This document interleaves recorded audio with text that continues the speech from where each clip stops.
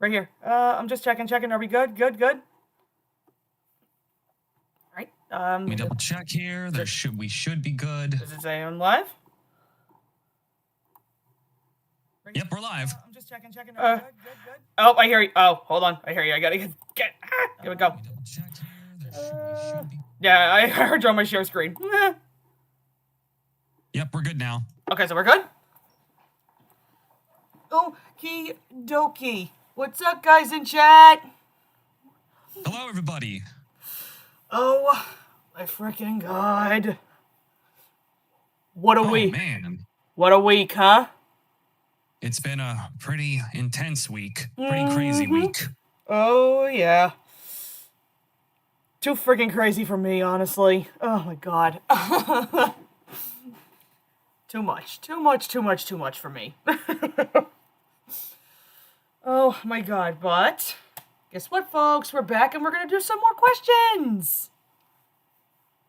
Yay. Hey, hey, Guardian, how's it going? Hello. Hey, what's going on? And also, Mike, I showed off my powers. Do you want to continue?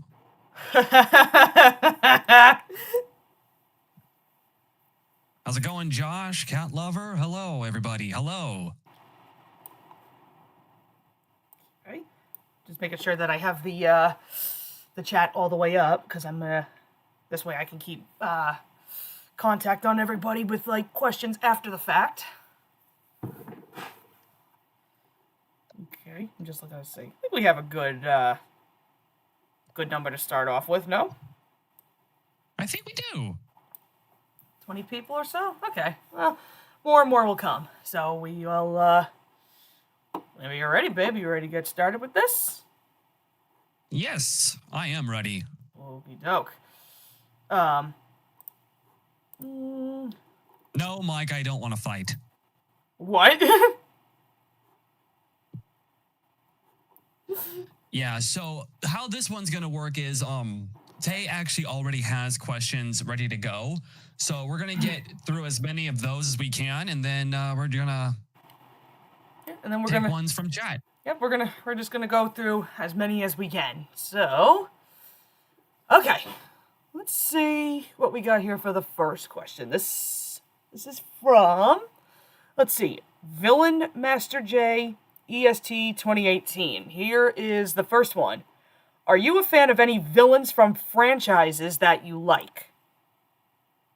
Oh yeah. Oh, like just from any franchise? Any franchise, and I tell you what, I will start you off with one. You wanted to actually? I will tell you this. One of my favorite villains that I like personally, My Hero Academia, Shigaraki, badass villain. Definitely one of the best villains, not just anime villains, but villains in general, especially when you learn about his past. Mm-hmm. Yeah, he is one hell of a friggin' villain, honestly. But also to boot on top of that, you've also got All For One too. Absolutely, All For One, the main big bad. Mm-hmm. Oh, no, guys, we're not actually fighting. No, we were just joking around. Yeah, no, everything's fine. Yeah, no. That's just, that's in between jokes. Don't worry about it. Yeah, everything's fine. Yeah. Everything's fine. We're all good here. We're good. Yeah, no. Me and Mike were just joking around. I wasn't. But no, not just moving on from that, let's see, other good villains. Yeah, I'm really trying to think here. What's another good one? Villain-wise. Hey, babe. Yeah? The governor? Oh, yes! If any of you guys know what we're talking about. Governor, Walking Dead. He's a pretty, intense villain when he wants to be. Let's see. What other villains? Yeah, I'm really trying to think. I mean, I don't want to be super biased here and say anything Disney, because it's like, yeah, we already know where this is going. I'm trying to pick, like, other franchises. Actually, you know what? I got a really good one. I'm gonna throw this spitball in here. Come on. Voldemort, people, let's go! I'm gonna throw that one out there, being the Harry Potter geek that I am. I really like Voldemort. I'm trying to think, what else? Oh! Babe, how the hell did we not remember this one? Yu-Gi-Oh! Yami Bakura! Merrick? Merrick, Merrick, Bakura, like, how the hell did we not remember these right off the bat? It's just slips off the mind. No, you're right. No, in terms of franchises, like, there's a ton out there that have, like, really good villains. Like, but definitely... Would you consider Raphael a villain? 50-50. Little 50-50. Darts is more of the villain. Yeah, Darts in that arc was definitely more the villain. Let's see, what other, oh! Hello? Queen Chrysalis? Duh, yeah, exactly. That's a good one. I don't really consider Discord a villain. He's more of an anti-hero. Yeah, no, I don't really view Discord as a villain really all that much. But if you talk about, like, some of the MLP villains, yeah, you got Queen Chrysalis, definitely Tyrek, Cozy Glow, which was actually one of my favorite villains. Sombra? Yeah, King Sombra, Yeah, there is. Every single franchise you look into, there are definitely some really, really good villains. But I feel like definitely most of the better ones, I think, come straight out of anime, no matter what. Absolutely. Oh gosh, there's other anime villains. Let's see, you got Majin Buu from Dragon Ball Z. Well, Kid Buu is my preferred Dragon Ball villain. You have Giovanni from Pokemon. Oh, yeah, that's right. Yeah, Mike, that's a good point. Discord is like Shadow. Both are anti-heroes, I'd say. Oh, that's true. Yeah, that's absolutely true. I was gonna bring up Thanos, but it's like, it kind of, too biased. All right. I think we get the picture with the villains. Like I said, a lot of good ones out there. Definitely. Let's see. Villain Master's second question. Here we go. What are your thoughts on the Loud House? I'm going to tell you right off the bat, I don't like the Loud House. I think it's cringe, and the fan base is cringe. I don't really watch it, so I don't really have an opinion on it. I can tell you, whichever year it was, when the Loud House first came out, I gotta tell you, I was not interested in it. It's basically what I said the last time. It's all the brand new Nickelodeon stuff that they keep trying to push out, and I'm like, I don't care anymore. I don't care about any of those shows. Yeah, no, I gave it a chance, but then I was like, nah, I'm not really a big fan of this. Yeah, no. It's not even just the show itself. I mean, I don't find anything interesting about it. But yeah, no. You think the Thomas fandom is bad, babe? The Loud House fandom is far worse. And I've seen little bits here and there, and I'm like, oh, thank God I'm not acquainted with this show. Thank God. Yeah, the new Nickelodeon shows are just kind of like starting to slowly go down. It's like, It's been going downhill, like, for years now. I mean, just take a look at what they're doing to poor SpongeBob. I mean, you milked it to death, and now you ruined it. Good job. At this point, I feel like SpongeBob should just end already. It should. It absolutely should. Otherwise, I wouldn't be upset that it ended. Like, the voice actors are getting, age is catching up to them, especially, with Tom Kenny, Roger Bumpus.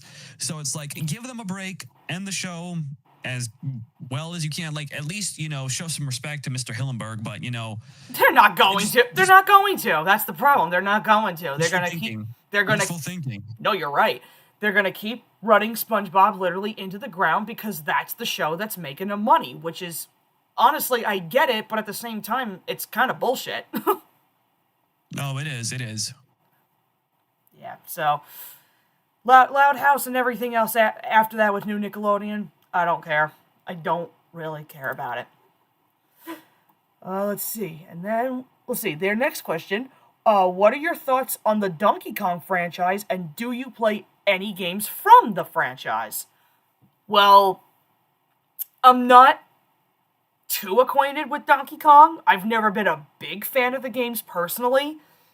But, honestly, the only game right now that kind of strikes me that I do want to check out, I want to try out that new Switch 2 game that came out, Donkey Kong Bonanza. That actually looks like a lot of fun to play. See, growing up, I didn't have an SNES, but it was a family's house that had Donkey Kong Country. But the first real Donkey Kong game I played was Donkey Kong 64, and I loved it. Yeah, see, a lot of people talk about either like DK64 or Donkey Kong Country, and I've never played those games personally. The very, very first Donkey Kong game that came out with that like Mario collab, me and my sister used to play that on the like old Nintendo system way back in the day, but that was the only Donkey Kong game I ever played. All the the for real later on Donkey Kong games, never played them. I don't know. I guess Donkey Kong was kind of one of those franchises that I don't know. I guess it never really like spoke to me personally. But now, when I saw the trailer for Donkey Kong Bonanza, it actually looks like a really cool game, and I do want to play it. And the fact that they gave Pauline some shine, too. Exactly. And I really like Pauline as a character. I mean, hell, I'm actually kind of glad that they have her in Odyssey. When I saw her, I was like, my God, they actually did it! Not for nothing, they even have her in the Mario Kart update that they have. It was, as soon as I saw her come in, she's been my main ever since. See, all this talk makes me want to get a Switch too, but my God, they are expensive. See, that's the problem. I want to Switch 2 myself, but I've heard a lot of downplay with it. And what I mean by that is a lot of people are saying, first of all, it's not even worth the amount of money that it's worth. What they're pricing it between like $400-$500, maybe even expensive prices, basically. They're saying it's a waste of money. Not a lot of people are happy with the Mario Kart game because they're having like connectivity issues, which is very shocking, knowing that this is like the newest Mario Kart game and there's tons and tons of friggin' bugs and people are complaining about it. They're not happy about the game, which that was one of the games I really, really wanted to check out. But the other thing that kind of pisses me off is they're adding new games to the Zelda franchise, and I can't play them because they're Switch 2 exclusive. And I'm like, Nintendo, you're fucking killing me here. Like, but yeah, they just need to make a freaking cheaper Switch 2. You would call it the Switch 1.5. Yeah, it's literally. Oh, actually, here's the other thing that I found out about the Switch 2. This is the only other reason why I would get it. You can play. Okay, so you know, babe, on the Switch 1, you can do all those other games. Like, you can do old NES games, you can do Super NES games, and all those other, like, old-style games, like, from way, way back when, and you can do them all on the Switch. Well, obviously, this is only Nintendo Switch 2 exclusive. You can do GameCube games. And I'm like, are you serious right now? And they have every friggin' Legend of Zelda game that I've played on the GameCube edition. And I'm like, what the hell? Like, now Nintendo's just teasing me. Man, I would love a GameCube online. Oh my God, I would love that. Well, you know, I don't think they'll do it. I don't think they're going to do it, though. Well, you know what? That's what I got Dolphin Emulator for, babe. That's how I play GameCube games, right on my good old computer. So at least I have some way to play them. One way is better than no way, babe. No, you're absolutely right. You are absolutely correct on that. Alrighty then. Let's see. What's his next question? Let's see. Oh, favorite movie from 2025. Ooh, I don't know, babe. What do you think? Hold on. 2025 movies. Favorite 2025 movies. Well, first off, without naming any, I got to figure out what movies did come out and which ones have I seen. Okay, then you know what you do? Pull up a list, go through each one. Because I don't think I saw very many, to be honest with you. Well, I know for a fact Sonic 3 we watched. Well, yeah, you and I saw Sonic 3, which was very good. I'm trying to think. What else did I see? Oh, The Conjuring 4. Oh, I didn't see that. I need to. See, what other movies did I see? What other 2020? I'm seriously trying to think, but like hold on. You're gonna hear my What? Oh, hold on. There we go. Here we go. Let's see here.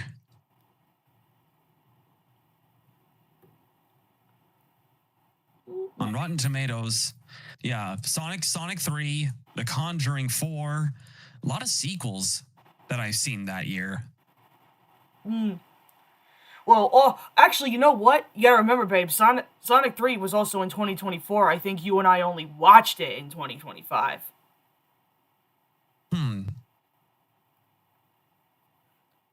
But all the other stuff Okay, here we go. all the other stuff that came out, I'm not sure. Like, you have to pull me up a list. Yeah, there's a big list right here. Let's hear them. Oh, there's a lot, babe. There's a lot. Well, let's see. Superman, Fantastic Four, Thursday Murder Club, Jurassic World, Rebirth, Evil Influencer. We'll be here for a while if I go off all of them. Well, it was just an accident. Caught stealing. Sorry, baby. Is this thing on? Black Bag, The Plague, The Roses. If I Had Legs, I'd Kick You. K-pop, Demon Hunters, Companion, How to Train Your Dragon, the live action. I just recently saw that, which was actually not bad. Pretty good. Oh, I also saw the Minecraft movie. Okay, so you know what's funny? Let's stop there at the Minecraft movie, because every other movie that you're naming after the fact, I saw nothing in 2025, if that's the case. That's pretty sad. I think, honestly, my top movie for 2025 was probably Conjuring Last Rites. See, I really need to watch that. I really need to go back and watch that. I'm not going to say it wasn't the best out of everything, but it was a great send-off. See, so it was. I was gonna say, I saw somebody bring this comment up too for something like 2025. You would think my first reaction would be, oh yeah, my favorite was Five Nights at Freddy's 2. Yeah, newsflash, not seen it yet. Neither have I. So, as much as I would love to say that one, I've not seen it. So, yeah, that's pretty sad. I've not watched any of the movies in 2025. That's pretty sad. Oh my god. Sorry life for me, ain't it? Let's see. Oh, here we go. Here's the last question from Villain Babe. Oh, I think this one's directed for me. Since you've already reviewed Thomas and the Magic Railroad, will Calling All Engines be the next movie that you will review? Yes. The trouble with that is, again, we all know how Entertainment and Mattel are very fucking anal about the Thomas footage that you use. So I have no idea when the hell I'm going to be able to do that. Don't worry. The Calling All Engines review is coming out. I don't know when, though. And you gotta remember, I'm not thrilled of sitting through a snore fest either, so that kind of gives you an idea. I don't like Calling All Engines, I really don't. Oh, it's so fucking boring. But I'll get more into that when I'm ready to. I just don't know when I'm gonna do it. Alright, let me see. Alright, so let's get rid of this one. Ooh. There you go, babe. This is from the Music Fanboy 2001. First one. Were you familiar with the show Blue's Clues? Yes! Yeah! Like, come on. 90s like, peak right there. That's peak friggin' 90s, like, children's shows. Hell yes! Let me tell you something, guys. You thought Thomas was my shit back in the day? Here's the thing. It was a tie. My household, literally, when me and my sister were little, way before my brother got into the picture, in like 2000, like late 2000 actually. Those were the two things that ran in my house when me and my sister were kids. Thomas and Blue's Clues. Like, no shit. That's what we lived and breathed. Yeah, like when you think 90s Nick Jr., 9 times out of 10 people are going to say Blue's Clues. Oh, hell yes. 100%. It's either going to be Blue's Clues, Little Bear, or if you're really that young or if you grew up back then, Gullah Gullah Island. Oh, another peak. Yes. Yes.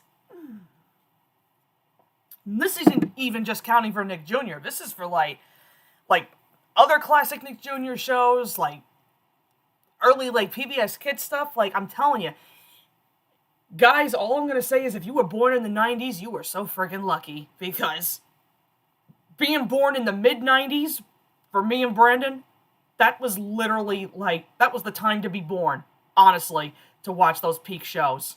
Because they don't do shit like that nowadays, which is sad. Blue's Clues was indeed the GOAT. Yes, it was. It was absolutely. But now, here comes the bigger question. Because I know, since everybody is familiar with Blue's Clues, I'm going to sit here and tell you, again, I've been watching it from the very beginning. So, of course, I'm more nostalgic with Steve. I kind of gave up, though, around Joe. Not that I hated him, I was just kind of like, you're not Steve. No offense, but you're not my guy. Sorry. I didn't hate him or anything. Which begs the question, babe.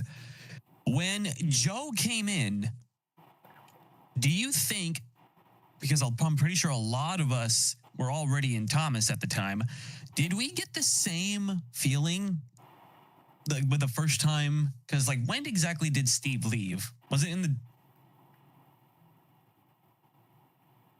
When did Steve leave? Yeah, and Joe came in. When did that... That was somewhere in, the early, if not maybe mid 2000s, I want to say. I don't remember what year specifically it was when he left the show. 2002. I thought it was the early 2000s. Okay. Well, let me tell you this. I got a story to share. Speaking on that one, I got to tell you, I remember when me and my sister, we came home from school and they were showing all 3 parts of Joe coming in, playing his first game of Blue's Clues, and then Steve heading off to college. Me and my sister were literally up for an hour, if not an hour and a half, past our bedtime, just to watch that. I can't believe my mom actually allowed us to do it, but thank God she did. But all I'm going to tell you is, on the last episode, soon as everybody's saying their goodbyes to Steve and you hear that sad, somber music, my sister and I lost it. You know what really gets me every time? Thanks again for all your help. Yeah. Oh, Steve. My Steve. Can't. Actually, as a matter of fact, too, years ago, when I was, it was right around the time when my grandmother was sick, and I brought my brother to watch a couple of stuff with her and I. I brought my DVD, what the hell is it called? Blue's Biggest Stories, and funny enough, one of the episodes that's on there is Steve Goes to College, and I'm sitting here like, this friggin' DVD, man, are you playing games with me? It was, because I'm sitting on the couch, and we're watching it, and Ryan's in the middle of me and my grandmother, right? And I hear the friggin' somber music and everything, and I'm sitting there on the end of the couch just bawling my eyes out. Ryan turns to me and he goes, Taylor, why are you crying? I go, shut up, Ryan, I'm having a moment. Turn him away. I'm like, shut up. I'm like, don't talk to me. I'm having a moment. Shut up. Which basically kind of brings the fact of that message that Steve did years later. Oh my God. I actually, when I saw that again, babe, I cried. I was like, oh! Like, it's the fact that our childhood memories just came flooding back. Oh, they came flooding back all right. Like, within that, like, 1-2 minute clip he did. Oh, my God. I heard the whole thing. Oh, I cried. I cried so much. I was like, oh, my God. Like, he walks in wearing the same clothes. I mean, he has a hat and glasses now, but, like, oh, my gosh. Oh, my God. I'm telling you, though. It was... Oh, that was so freaking good. Actually, as a matter of fact, the Comic-Con that my sister went to, Steve was there, but it wasn't on the days that she was going. He was only available, I think, for one day. Oh, if I had the money, I was gonna go see him, but I didn't. And I'm like, Steve, you keep slipping from my grasp. I guess you could say he kept Steven from your grasp. Yep. Yeah, right? For fuck's sake. Like Lamau. What? Why is what? One of these days I really want to talk to Steve. Just once. I would love that. Yeah, people in chat are talking about the reboot right now. Well, I gotta tell you what. I saw a little bit of Blue's Clues and You. It's not bad. It's not terrible, honest to God. I don't think it's terrible. The only criticism I think I'll give it is I don't like that they're rehashing Steve episodes and doing them in the Josh style, because I'm kind of like, what's the point of that? And I'll tell you, that's kind of lazy. That is a little lazy. And the other thing that I'm not really keen on is they retconned certain things. Like, obviously, there's a Steve episode where they go with Magenta where she gets glasses. They do that whole friggin' thing all over again. And I'm like, wait. You just retconned this whole episode then. She already wears glasses. Why is she doing this again? So that's the only thing where I was like, wait a second. Like, that doesn't make any sense here. But the other episodes that I've seen, even if, like, some of the rehashes and some of the original stuff that they did, actually, hell, the Blue's Clues and You movie that they did, that I actually liked. I haven't seen that one, so I'm going to have to watch that one to get an opinion on it. I didn't think it was too bad. The only thing I'm going to tell you is, babe, you're going to like hearing this. Not only, is this, not only does Josh get his, like, big standout, like, Blue's Clues movie just like Steve did, with Blue's Big Musical, but you're going to like hearing this too. Joe and Steve make an appearance in that movie. Oh my gosh. And seeing them was actually like a real breath of fresh air. I was like, oh, holy shit, they're actually here! The movie itself, like I said, I will tell you, there's a couple little things here and there where I'm like, you didn't really need it, but overall, I didn't think it was bad. It's just as typical as what I would expect for a Blue's Clues movie, honestly. It's not terrible, so I was like, it's cute. That's all I can say about it. I'm going to say this right now. I watched this show, I gave it a chance, and I actually loved it. Blue's Room. Yes, I will say this. I think Blue's Room is actually kind of underappreciated a little bit.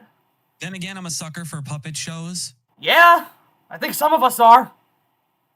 I think there's a. You're all actually. You know what? I think there's a specific man we have to thank for that. Mm-hmm.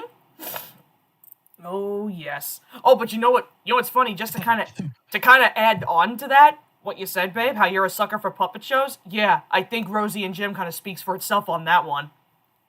Oh, absolutely. Now we just gotta get you to see Tots. I'll have to give it a try. I'll show you some episodes, I guarantee. I think you'll like it, but I gotta show you some more Rosie and Jim, though. Oh, yeah.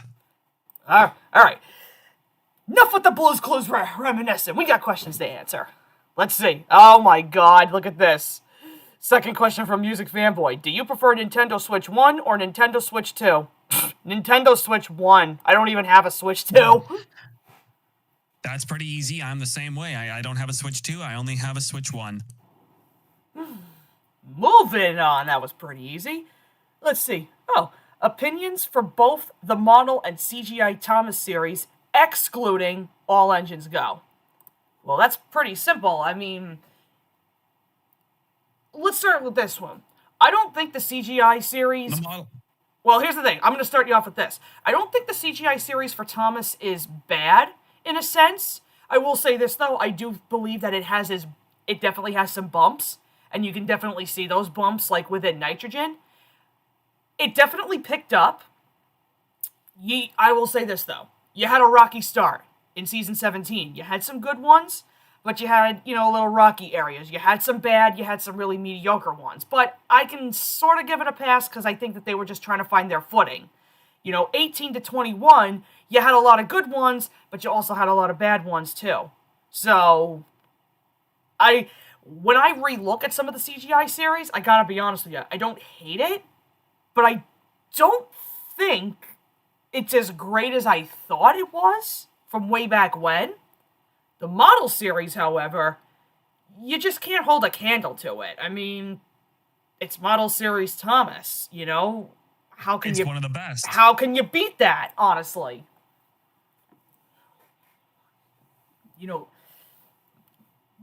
Everything literally from... Well, here, I'll even put it to you this way. As rocky as I know it's not entirely, everybody's, cup of tea, I gotta throw the hit era in there, okay? Because it is model Thomas. So you look at everything... And let's even leave Season 12 out altogether, because I don't even know what the fuck to call that season. So let's just leave that out entirely.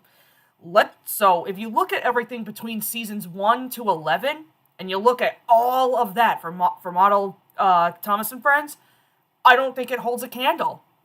Honestly, Actually, no, the CGI series, I should take that back. The CGI series, I don't think holds a candle to the model series. I will say, though... Never will. I will say this, however, though. I think there were some bits in CGI that were done better than the models, but I think stories and everything else after the fact, I think that was literally all model, honestly. Oh, yeah. That's exactly...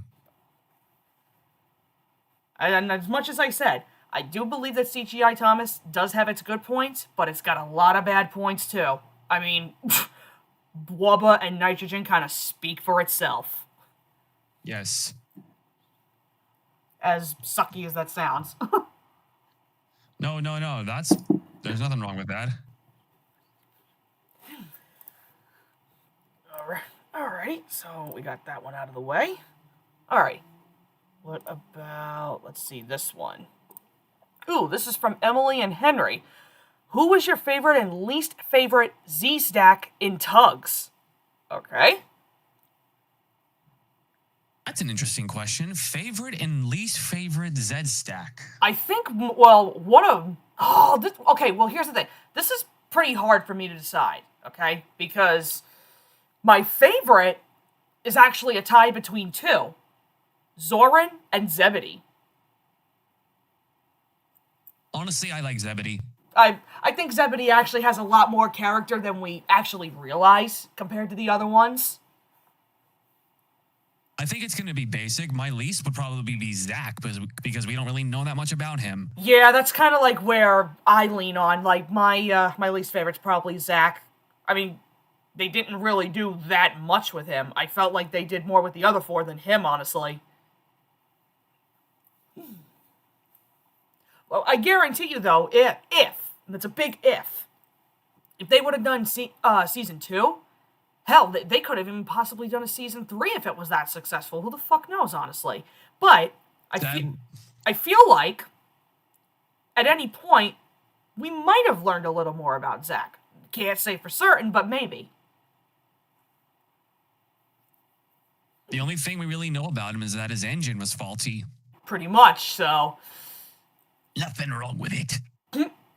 Yeah, no, we don't really know too much about him, so that's where I'm kind of like, yeah, probably got to go Zach on that one. Let's see. Oh, this is for me.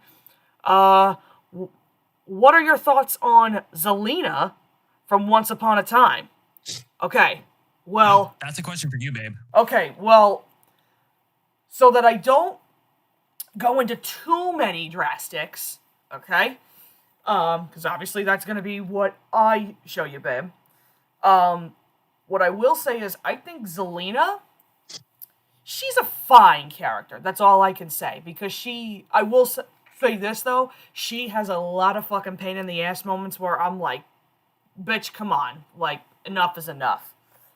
Like I said, as much as I really, really want to talk about her character, I want to keep that, like, spoiler-free just for you, babe. So that's really all I can say is she's an okay character, at least in my opinion. She's got a couple of good moments, but a lot of the time she's a real friggin' pain in the ass, and I'm like, okay, she's not one of my personal favorite characters. But I will not say that she's one of the worst. Not even a bit. So that's all I can really say, just to keep it spoiler-free for you. Well, thank you for not spoiling it for me, honey. Let's see. Oh, Emily's got another good one. Do you think Bumper Buddies would be better if Fodok and Hank had a role swap? That's an interesting question, and I'll tell you why. Because I don't think Hank works for that role, believe it or not. Yeah, no. I don't think Hank works for that role because I like the fact that Bumper Buddies is Fodok and Theodore. My only real gripe with that episode is, and I hear about it all the time from other fans, if Fodok by this point in time has his V-word and he knows better than to bump other tugs, why are you doing it? That is the only real criticism I could actually give it. Now, had that taken place before the events of the Fodok the Vigilant episode, then I would have been like, okay, I can give it a pass. But the fact that it comes well after he receives his V-word, that's why I get people are pissed off. And, like I said, that's my little gripe with it. Where do you stand with that, sweetheart? I could agree to that. I just feel like that's a really interesting choice, but it would be a good character development for Fodok. Yeah, it would definitely be good character development. It's just, it's so funny too, because I tried to picture that scenario in my head when I re-looked at this question, and I thought about it, and I'm like, no, I don't see it. Like, Hank doesn't work in Theodore's role. I don't see it. There's definitely a lot of roles that definitely wouldn't work with Hank there. No, it doesn't work. So. It's an interesting question, though, but yeah, no, I think it's pretty good. Like I said, good episode. I just don't really like where it fits in, like, I guess you want to say, timeline-wise within the show, because it doesn't make any sense. Still a good episode, though. No. Still a good episode, though. I'm not knocking it, so. Neither am I. It's the only gripe I can really say about it. All right, let's see. And then the last question from Emily. Who was your favorite and least favorite antagonist in Thomas and Friends? Favorite antagonist? Probably going to be biased as hell. I'm going to say Diesel. I'm going to say...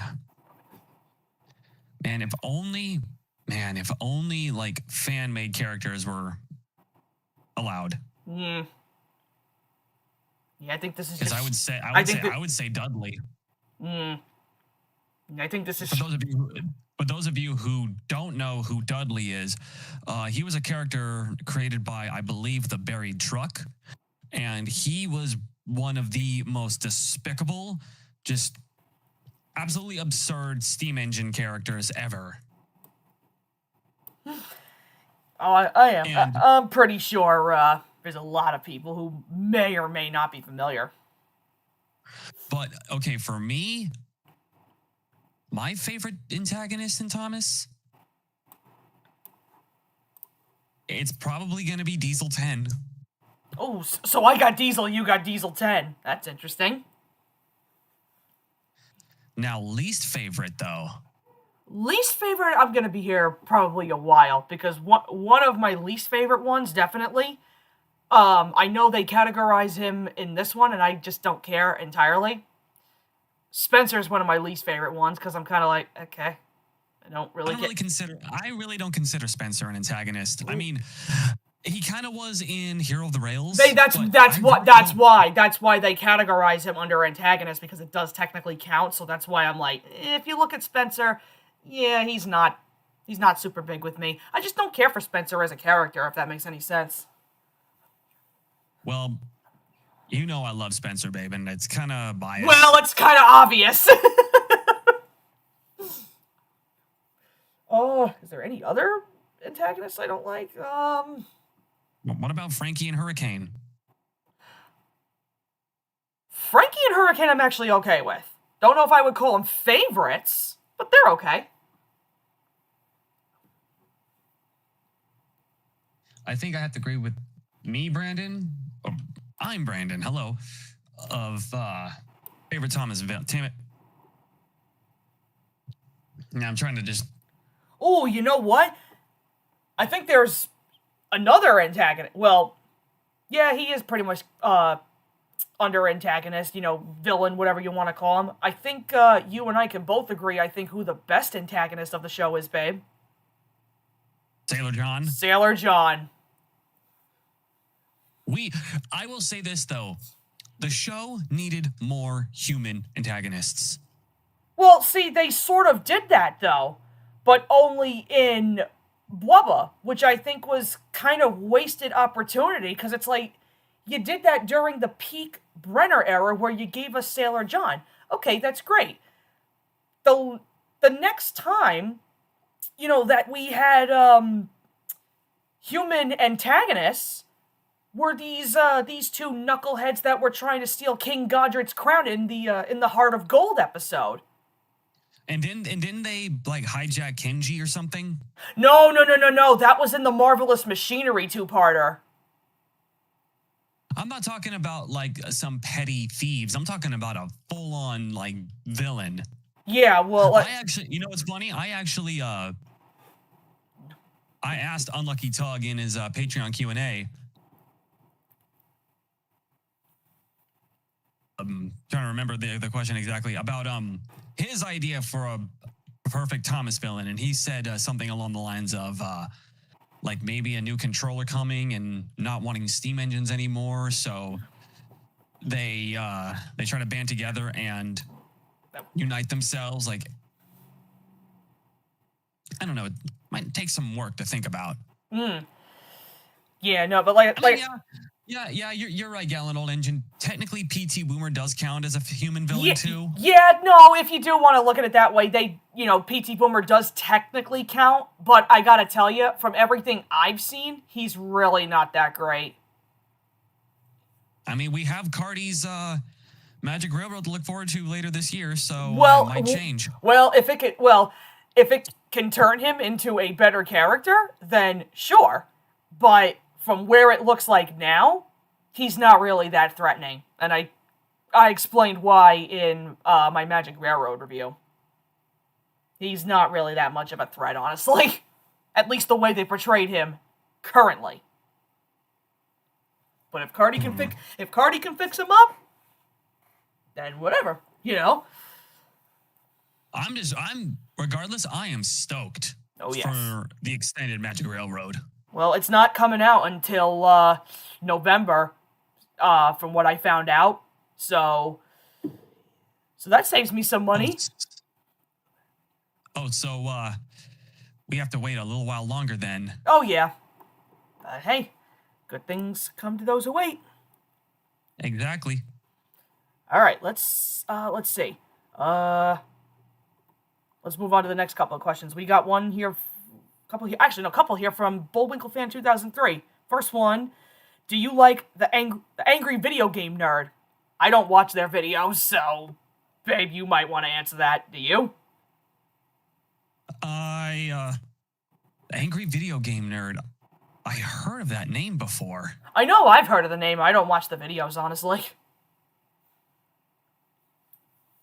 I think if you're thinking of the real Xbox nerd or the angry Xbox nerd. Yeah, I don't know. I'm drawing a blank on that one. all I know is that there is just certain gamer videos out there that, again, I don't really go out of my way to watch unless it's either Markiplier or Jacksepticeye, and that's about it. Which is sad because I don't even watch Smosh that much anymore. I just kind of drifted away from them. But my two main guys... I watched Smosh just a little bit. Not entirely. Like, I was hooked on Smosh, like, many, many years ago. But, I don't know. I felt... a lot of their content, like, just kind of seemed to fall flat. And I don't really find some of the stuff that they do funny, personally, nowadays. I think they were funnier, like, when I first got into them. And that's why, in terms of, like, gaming videos and, like, you know, everything else, the two main ones that I stick with are Markiplier and Jacksepticeye. Those are my two guys. But no, like, when it comes to gamers, I also watch Mark and Jack. I watch The Gaming Terrorizer, Vanos Gaming, Dahi Denogla, I Am Wildcat. Who else do I watch? Just Joe King. Who else is there? I have... H2O Delirious. Oh, also, some of the Fortnite YouTubers I watch. Of course, you got Ninja, Cypher PK, Tim the Tapman. You also have Muselk, Laserbeam, all those guys. But no, I might actually have to give this guy, a listen. I think Matt and Hayden take a look at him for some stuff. I don't know. I remember them saying their name once or twice. Yeah, like I said, I don't go out of my way to watch certain gaming videos. I got better things to do, personally. Alrighty. I actually need to, after the next question, I'm actually going to take a break to get some water real quick. Alright, no problem. Let's see. Well, here, let's finish these two questions. These are pretty quick. Second one he has, do you like The Office? I only know The Office because of the memes. I don't watch it personally. I watched a couple episodes of The Office, and I need to watch it more. I might. We'll see. Let's see. And then the last question they have here is, do you like bowling? It's fine, but I love bowling. Well, here's the sad part. I've never been real bowling. My only real experience with it, swear to God, Wii Sports bowling. I shit you not. I shit you not. That is my only exposure. That is my only exposure. Babe, Play-Doh bowling. Well, I guess if you count that too. I've never actually been real bowling. Swear to God, honestly. Yeah, that's pretty sad coming from me. Oh, God, I need to get out more. I need to get the hell out more, I can tell you that. In due time, babe. Oh, yeah, we will. Oh, here we go. Here we go. One question here, babe, from VeggieTales Fan 2. What are your thoughts on the Season 11 underrated 6? Thomas and the Storyteller, Emily's Rubbish, Dream On, Dirty Work, Season 11, Hector the Horrid, and Gordon and the Engineer. Honestly, there are some very enjoyable episodes. Well, Dream On might be my favorite Season 11 episode. No, I think it is. Well, let's see. Going through the list here, Thomas and the Storyteller, I actually think is a pretty good episode. Yes, I understand it's your typical 3 strikes formula, but again, it's one of those where you're not aggravated at the 3 strikes, basically. You know, yeah, and Thomas actually has a reason to do it. It's not just he wants to do it just to do it, but he actually wants to prove himself. And Spencer pissed him off. Well, you want to talk about Spencer? No, you want to talk about Spencer being an antagonist? That is a damn good episode to point it out.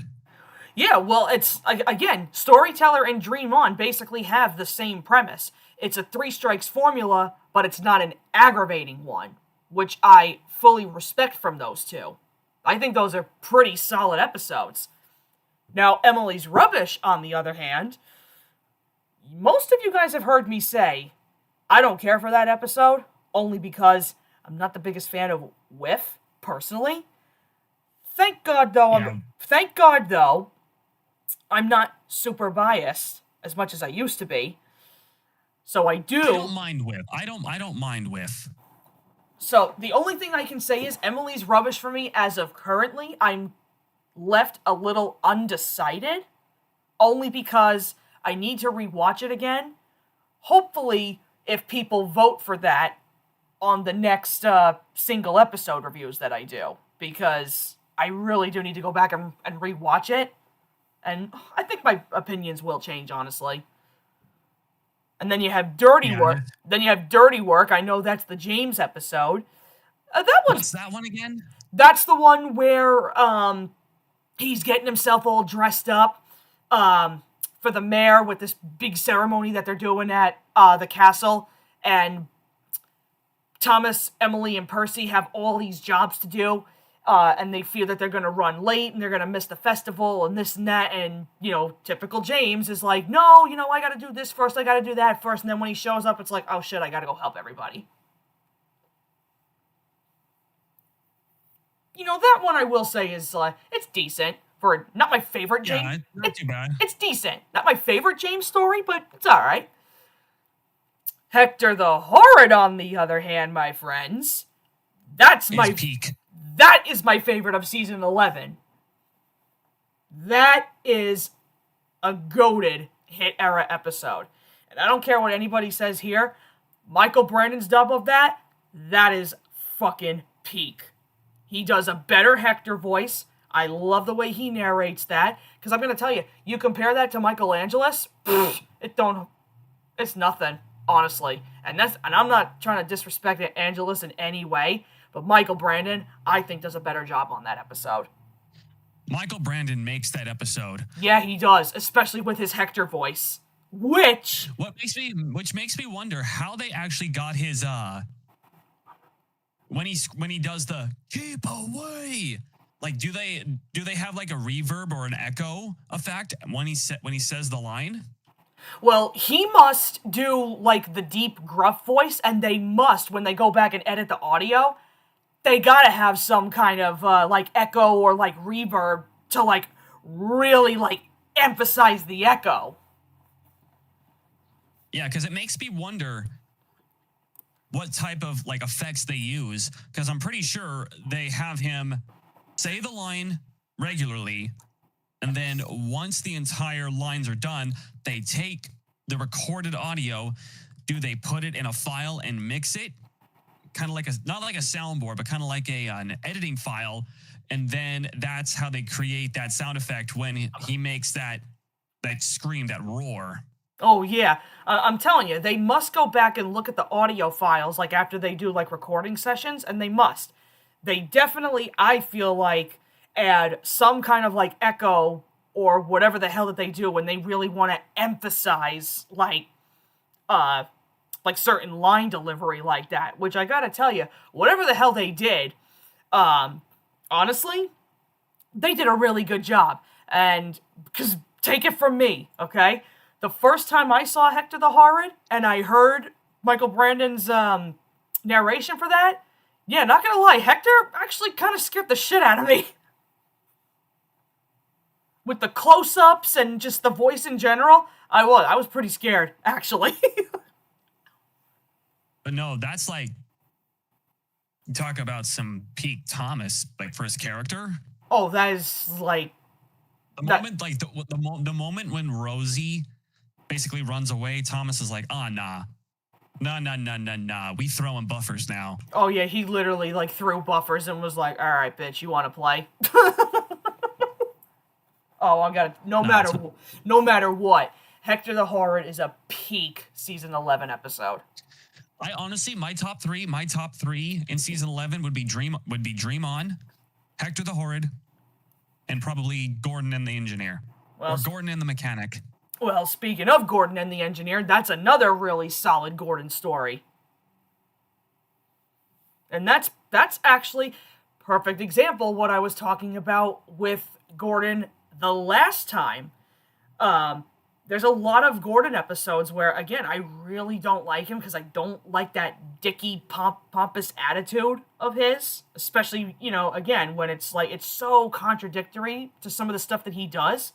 But Gordon and the Engineer, however, that's a solid one. I don't, like, he's not being, like, that much of a prick in that episode. He's still trying to be,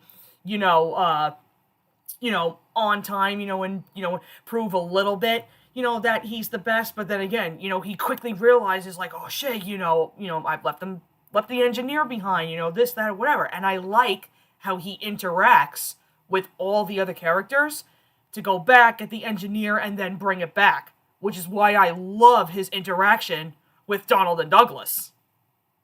I was going to say, the fact that Donald and Douglas are in the episode, it's an episode that has real railway practice. Exactly. Like, all the switches are broken, so the engines can't run. So, I love that. See, I think Audrey would love that episode. Audrey would like that episode. He might. Maybe he would have. Who knows? Honestly. I wouldn't. I'm surprised. That would be something that, like, either Audrey or Britt could have made. Maybe. Like imagine an episode like Gordon and the Engineer made back in, like, I could see it working in, like, season 5, maybe even season 3. Yeah, probably. If written, somebody make that happen. Somebody make Gordon and the Engineer season 3 style right now. Boot up trains, make it happen. Yeah, I gotta tell you, if you could do it correctly, I think it could work. It could. Speaking of, I still need to get trains and play around. I would love to do that too, honestly, but I don't have the right computer for it. Trains would... I'll be right back. I need to go get me some water because my throat's actually starting to feel a little... dry. Yeah, so I'm going to get me a drink. I'll be right back, everybody. Go ahead. That's why I got my glass of water right here. I was prepared, folks.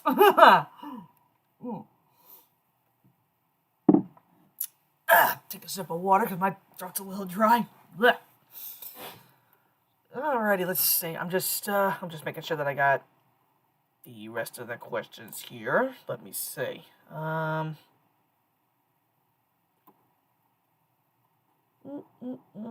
me see. Just checking a couple of little tiny things here, folks. I'm looking in the chat too. We got a lot of really good questions here that I gotta get through. Let me see. I just want to double check. Let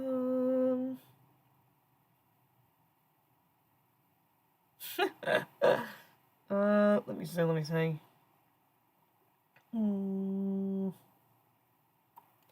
Here, you know what? I'll even answer this question. Let's see. Cat Lover 476. Do you remember Maya, Miguel, and the Berenstain Bears? Yes, I do, actually. I do remember watching Berenstain Bears. I think I was introduced to that when I was in elementary school, I think. I only saw very, very little of it, but I do know I caught it on TV on the weekends. Oh, I don't remember what channel it was on. There was this one channel that me and my sister used to turn to for like early morning like Saturday morning cartoons or whatever. I doubt if you guys even know half the shows that I'm even going to talk about here. Not only did we catch Berenstain Bears, but there was one, I think, what the hell was it called? It was something called George Shrinks. I don't know if any of you guys have heard that, but that was one show that I used to catch on during the weekends. Yeah, that one. Another show that I would love to go back to and watch again, it was called Seven Little Monsters. Not sure if any of you guys know that one. And I think I caught this on YouTube. I don't know if the full series is up. I have to check. Another really, really old one. What the hell was it called? Timothy Goes to School. Do any of you guys know that? Not sure. But yeah, those were some of the cartoons that I used to watch back in the day, on like, Saturdays and Sundays or whatever. You don't see shows like that no more, I can tell you that. But then as far as Maya and Miguel, it wasn't my favorite of the newer PBS Kids shows that kind of came about, but if it was on and there was really nothing else to watch, I didn't really hesitate to put it on. It was okay for what it was. That's all I can really say about it. But I gotta tell you, the shows they got nowadays, they don't hold no candles to what I grew up with, because they're not good, honestly. Let me see what else we got. Okay. Ooh, Guardian of Swellview. Thoughts on Full House? Okay, you know what? Now you're speaking right up my alley, because I love Full House. That, okay? As serious as that show tries to be for the little like slice of life, comedy show that it is, I gotta tell you, you'd never think I'd be into something like that, and oh my god, is it really good. Like, that was one of the shows that, whenever it was on, me and my sister had to watch it. The only downside is, you had to be up at 6 o'clock in the friggin' morning to watch it, which sucked balls, honestly. Luckily, though, there was a point where they did end up changing it to Nick at Night, which kind of helped me out a little bit. And I remember catching it, I think from like 9 to 10 o'clock, and then from 10 to 11, you had another one of my favorite Nick at Night shows. You had the George Lopez show come on, which was one of my all-time favorite Nick at Night shows. And I used to do those two right before I would go to bed. So I'd be up from 9 to 11 just watching Full House and George Lopez. It was so good back then. But as far as Full House goes, oh, totally. It's a great show. The newer stuff that they have, however, for it, what's it called? Fuller House? I'm not interested. Because not only is, I don't know, what they got going for it is kind of like, I don't really see the point in it, personally. I think they should have just kind of left Full House alone, and I think what kind of kills me about it is I don't think he's in there. I don't think Bob Saget is in Fuller House, which is a shame, because rest in peace, Danny Tanner. That's not really cool to hear, I know that. Because he was Danny was one of my favorite characters on Full House. But Jesse, John Stamos, that was another really good favorite character of mine. Dave Collier, I think that's his name. I know that was Joey. He was another one of my favorites. Yeah, Full House had a lot of really good characters back in the day. And some of the episodes they had, again, down-to-earth, slice-of-life ones. Until you got to the wackier ones, which was like, whoa, okay. But yeah, no, honestly, for those of you who haven't seen Full House, I recommend go checking it out. It's very good.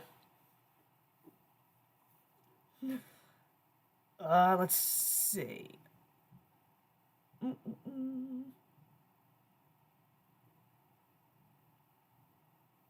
Let's see. Mike, can we all agree that Dr. Eggman is a better villain than Bowser? Honestly? Yes. Honestly, I totally agree with that.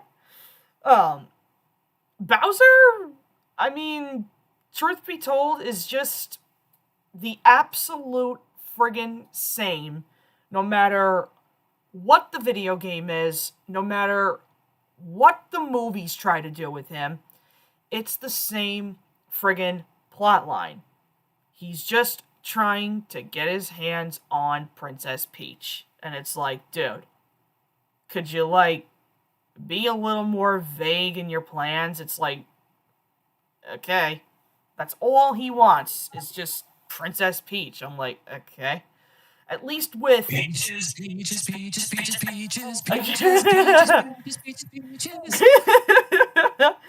No, I'm just looking at some of the questions in the chat, and I got up to Mike's, and when he said, can we all agree that Dr. Eggman is a better villain than Bowser? I said, honestly, yes. Because, again, no matter what they try to do with Bowser, it's the same friggin' plot line. All he wants, literally, I'm going to say this in a funny way, all he wants to do is just bang Princess Peach, and it's like, okay, well, what else? That's all he wants. But as far as Dr. Eggman goes, he has much more character to him, and when he wants to be, he can be a pretty threatening villain. Absolutely. And it doesn't matter. And it doesn't matter what. Here's my thing about Jack Black's Bowser. He was able to make Bowser both hilarious and intimidating at the same time. Yeah, 100%. It's just Bowser as an overall character is kind of like a one note, so to speak. You know, it's funny though. The question really brought I would love to see Jack Black and Jim Carrey in a movie together. Ooh, that would be pretty awesome.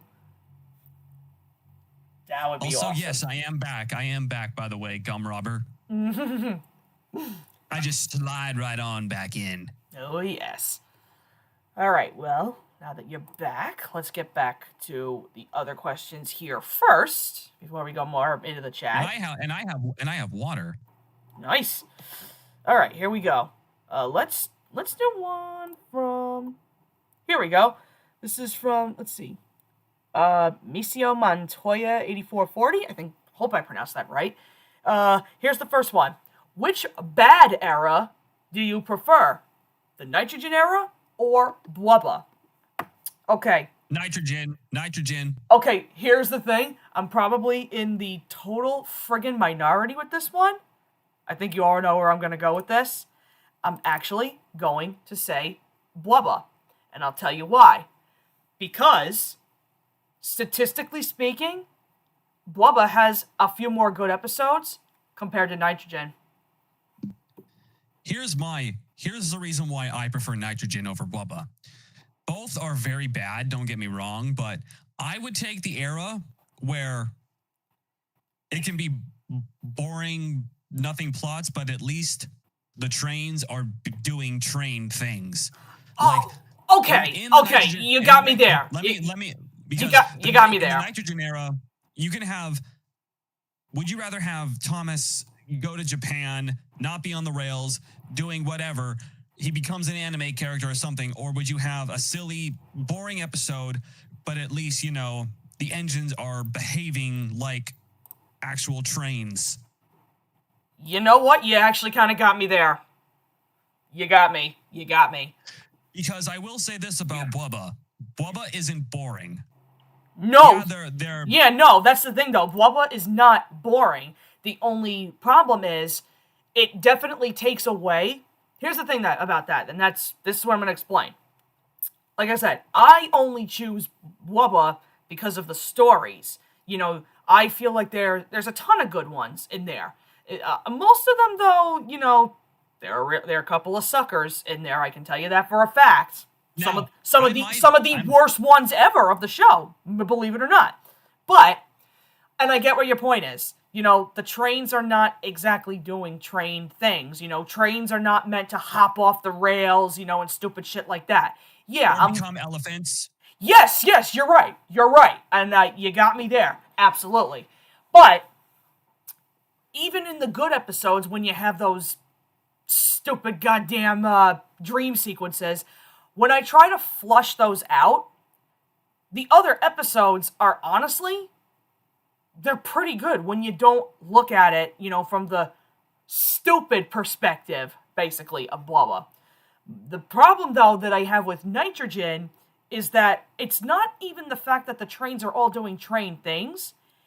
It's the fact that the characters are so stupidly out of character that it honestly, like, it pisses me off to see that. Like the fact that what they do to Percy, what they do to Henry, and it's like, oh my god, they retcon so much shit with Henry in Nitrogen, and he has some of the worst episodes in Nitrogen overall. Kind of my other bias towards me not liking Nitrogen that much, because I hate Henry's episodes in those. Oh yeah, like I would watch Henry's Health and Safety way before I watch Gordon Gets the Giggles. Okay, well, Gordon Gets the Giggles is actually not a bad episode. In fact, it's relatable as fuck. Well, I was gonna say I might be sounding hypocritical here because there are actually a little bit of, and I strongly say little bit of Bubba stuff that I actually find entertaining. There is. There absolutely is. Like I don't know. Like I mentioned, Chuckle Some Trucks. Well, yeah, there you go. Like I said, Chuckle Some Trucks. Like I said, Engine of Many Colors. Engine of Many Colors is my favorite overall of Bubba. I think that's a really solidly written episode. What's another one? Hunt the Truck is a good one. Oh yeah, Hunt the Truck. I completely forgot about that one. Great Little Railway Show is a good one. Also, Steam Team to the Rescue. You know what's funny? I know a lot of people don't really like Steam Team to the Rescue. I don't think it was that bad, honestly. I liked it. Now, here's the thing, though. I don't dislike Gordon Gets the Giggles. No, I'm telling you, when you really watch the episode, I'm telling you, it is so freaking relatable. Listen, I'm going to say this right now, guys. You already know how broken my sense of humor is. And let me tell you, even though Gordon's sitting here like, what, Rebecca covering vegetables is not funny, but yet he continues to laugh at it. That is literally me. I swear to God. Like, our buddy Matt could literally make, like, the stupidest noise or say something funny, and, me and Brandon get a chuckle, and we're like, okay, it's not funny anymore. 10 seconds later, and we're laughing hysterically. I'm telling you, Gordon Gets the Giggles, I'm telling you, for a fact, Gordon Gets the Giggles is so freaking relatable. I'm telling you. So, would that episode just be Gordon doing a try not to laugh challenge? I guess you could say it like that. I guess you could say that. Definitely. Oh my God, I'm telling you, it is literally so freaking relatable. So yeah, that's the thing though.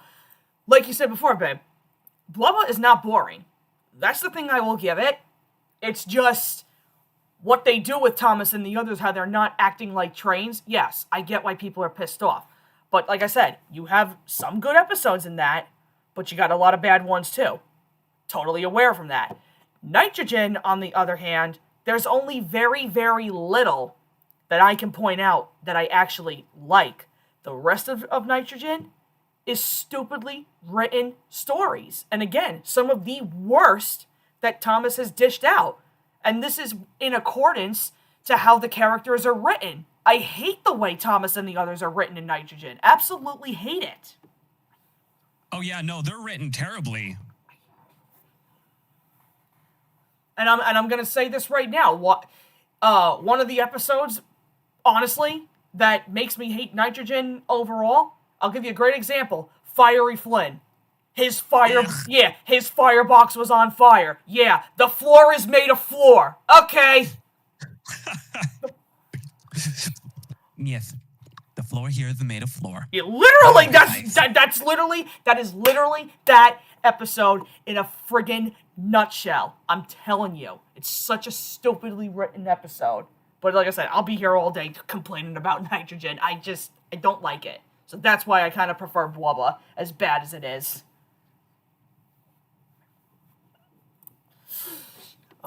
Let's see. Oh, here we go.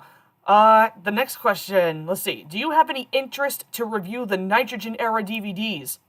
No. Big friggin' no on that one. Because again, first of all, I don't even have any Nitrogen DVDs anymore. I gave them all to my brother. I don't want no Nitrogen in my collection no more. Honestly, no more Nitrogen. No more Nitrogen. No, because get it all out. Yeah, no, because truth be told, every single Nitrogen era DVD that I have, they're all garbage anyway. So why am I gonna do reviews on DVDs everybody already knows is completely trash? Even if there are some good episodes on some of those, it still doesn't save it. Yes, the firebox is on fire, and also Zootopia is a movie. Yeah, literally though. So yeah, I'm not really gonna waste my time with the Nitrogen ones because it's just kind of like ugh. I'm not gonna sit watching trash Thomas. I can't. I would literally have no brain cells left. Can't. I can't. Our brain cells would just be fried. I can't. This is exactly why I don't go out of my way to watch Nitrogen, because I can't. It literally fries the hell out of my brain. I can't. Let's see. And then the other one that they have here. Oh, Jesus, we're going to be here for fucking ever. What's your favorite and least favorite episodes from each season? Okay, favorite. Well, let's. Okay, well, here, you know what? Perfect, because I have my list here all ready to go for season 1. Okay, so, babe favorites, go. Season 1. Are we just doing one episode? You can literally do as many favorites as you have, honestly. The same time, I'm gonna do my favorite episode in season 1, Thomas and Birdie's Great Race. Okay, my favorite one is, I know it's gonna sound biased as hell, Flying Kipper. No, I mean, sometimes being biased is okay. But Flying Kipper, like I said, it's one of Henry's best. I mean, it's my boy. I'm not gonna go against him. Yeah, I would definitely put Flying Kipper up there too, but no, Thomas and Birdie's Great Race just... No, but that one's a really good... That's a solid one, too. It's on Thomas's branch line. The music is great. It's a very fun episode. It's very fun, 100%. Least episode? Well, if there's one other favorite that I can kind of throw in there, Thomas Terrence in the Snow. Another goated season 1 episode. That is I love that one. It's like, here's the thing. If somebody ever comes to me and says, what's your favorite one? Again, I would say Flying Kipper. But if somebody told me, if someone said to me, what's the first episode that comes to your mind when someone says season 1? I would tell you Thomas Terrence in the Snow. Because I grew up with that episode so many times as a kid. That episode is literally engraved in my memory. Yeah, I mean, let's see there. Third, okay, and then... Least favorite, though?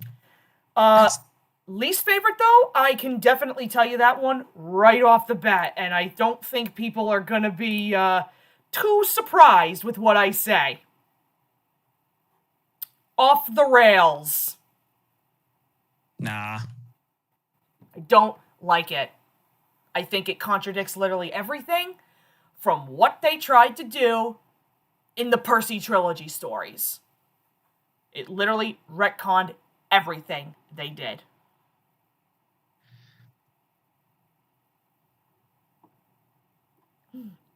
But what are your least favorite ones? I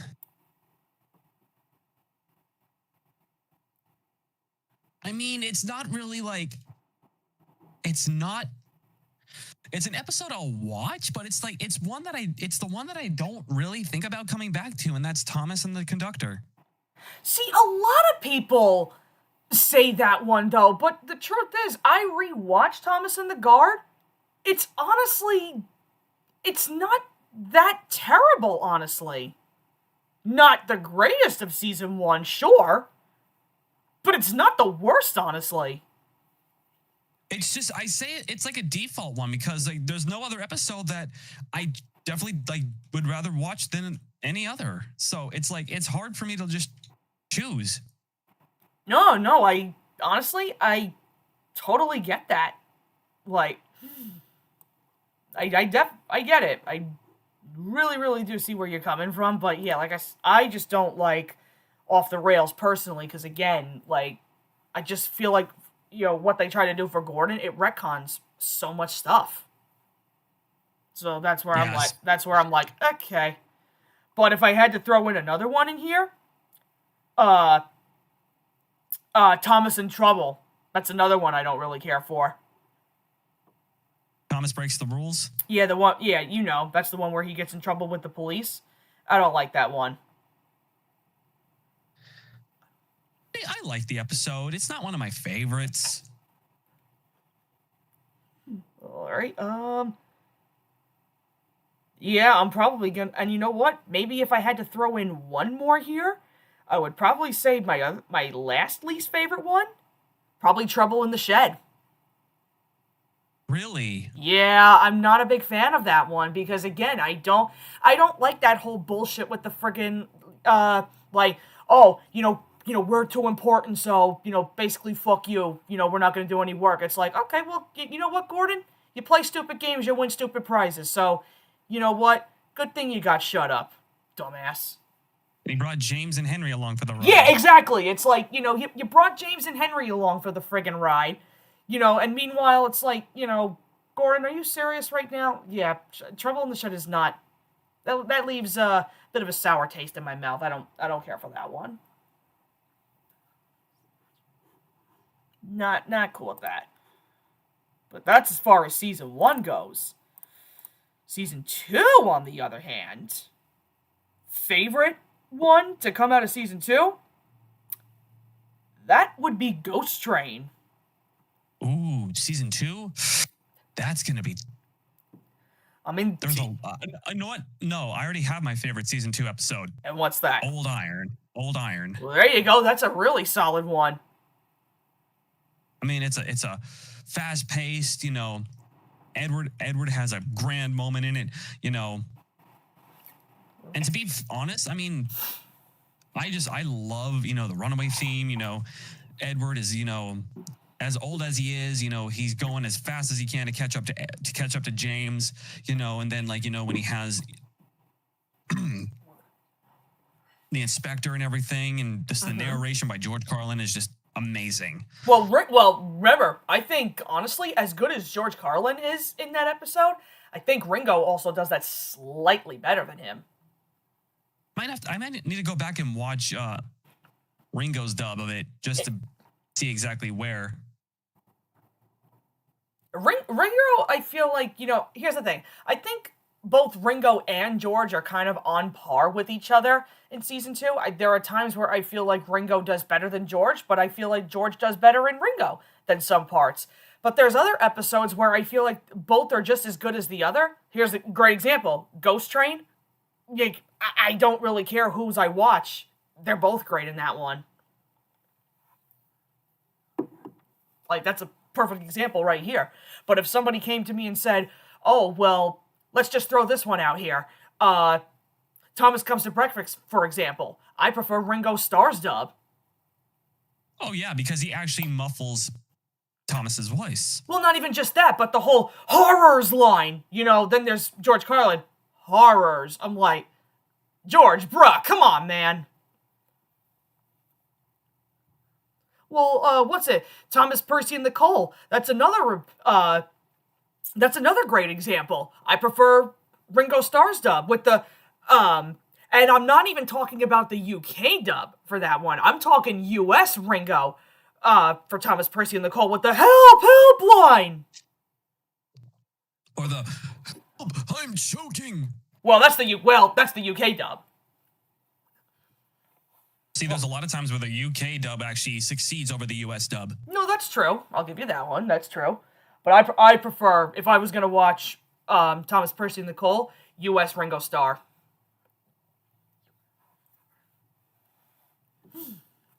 But yeah, season 2's got a couple of really good ones in here. But as far as least favorite, God, I'd be here all friggin' day. Because as much as I like certain episodes in season 2 is also not one of my favorite ones. So you got, right off the bat, you got, funny enough, Thomas Percy and the Cole is not one of my favorite ones. I don't like cows all that much. Wrong Road, not the biggest fan of that one either. My least favorite, you know what's funny? My least favorite? It's not really an episode. It's more like a nitpick I have. It's the fact that we don't actually see Diesel get his ass handed to him. Well, yeah, the Duck Saga. Yeah, no, I get that entirely. Here, and I'll even throw these two in there too. Another set of my least favorite season 2 ones. I don't really care for the Trevor stories. What? I don't care for them. Never did.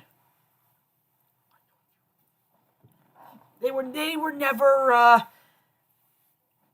that big with me. So yeah, season 2's got it's got some good ones, But it's got other ones I'm kind of like, eh.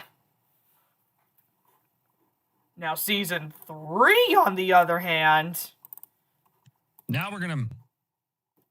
that to me is now we're starting to hit peak Thomas, and I can tell you, say it with me, folks. You know what my season 3 overall favorite episode is: Thomas Percy and the Post Train. You know me, I'm a sucker for nighttime Thomas episodes. Those are eye candy for me, so you know me. Well, I already know where my favorite season 3 episode is going. And what's that? It's All at Sea. Well, there you go. Another really solid one. That's definitely one of my... That's in my top 20 favorite Thomas episodes. Like, no ifs, ands, or buts. Let's see. I think least favorite for season 3? It's either a tie between Bulgy or The Trouble with Mud. See, that's the thing, though. Season 3 is my favorite season. I know, season 3 is my favorite season, but there are some least favorite ones in here that I do have. Not a lot. Like I said, Bulgy and Trouble with Mud, I'm kind of like, okay. I don't want to sit here. Here's the thing, I don't though. want to say that I'm I trying to hate. think. I don't want to sit here and say What's- that I hate them, because that's not true. I don't hate them. They're just not my favorite. But see, like, here's the thing, though. What season 3 episode do I watch the least? That's a good way to kind of look at it. Well, first off, I'm gonna have some crackers. Ooh. Well, if we were going to go by that perspective, probably one of the one episode that comes to mind that I watched the least of is probably No Joke for James. That's one of my favorite James episodes. Wow. Yeah, I don't really go out of my way to watch No Joke all that much.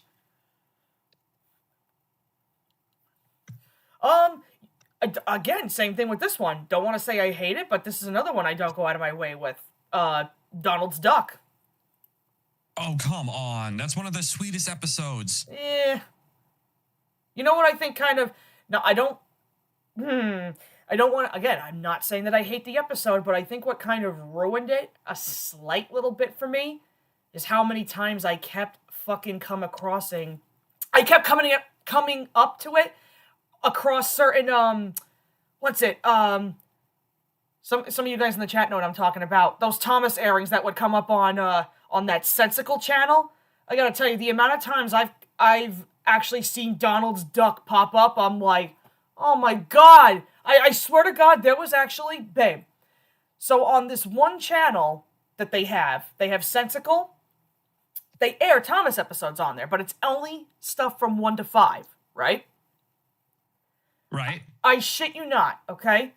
There was one particular day, almost all the time they do 2 hours worth of Thomas, okay? So that's not bad, right? Tell me why, in 1 2-hour airing of Thomas, why did I need to see Donald's Duck 4 fucking times? That's 4 times the peak. No. Wow. No. Wow. I see how it is. No. No.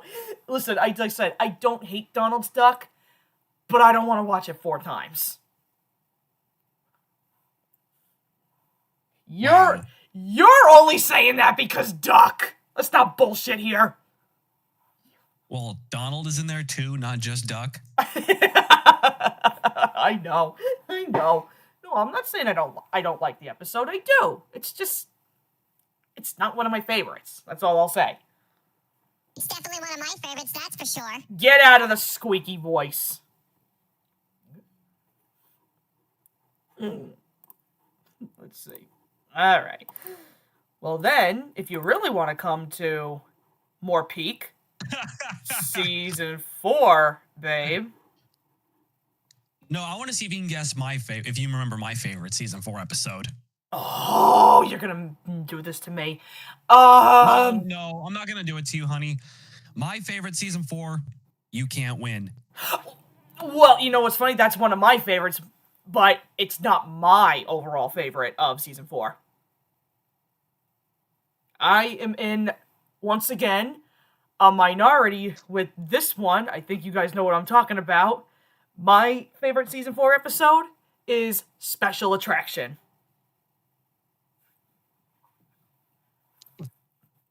And I get where the confusion lies. It's definitely like, no, duh. It's 2 stories in one. And yes, I get where people's arguments lie with that. The Toby story didn't really need to be a thing in that one. I get it. And I know the moral of it is just kind of like outright stated. Okay, fine. I get it. But what really brings that episode up for me personally is the whole thing with Percy and Bulstrode. That whole thing, I'm like on the edge of my seat. And it has my overall favorite crash of the entire show. I mean, would you really consider it a crash? But Percy doesn't derail, but the trucks do. It's considered a crash. Well, actually, Oh, no. oh Jesus.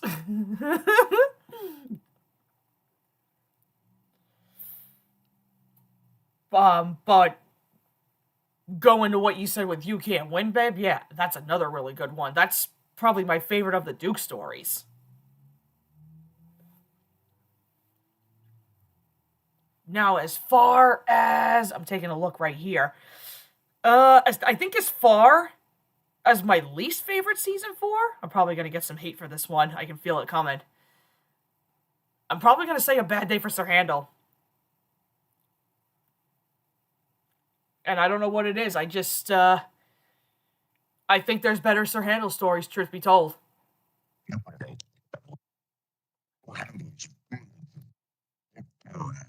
I can barely hear you, whatever the hell it is you're trying to do.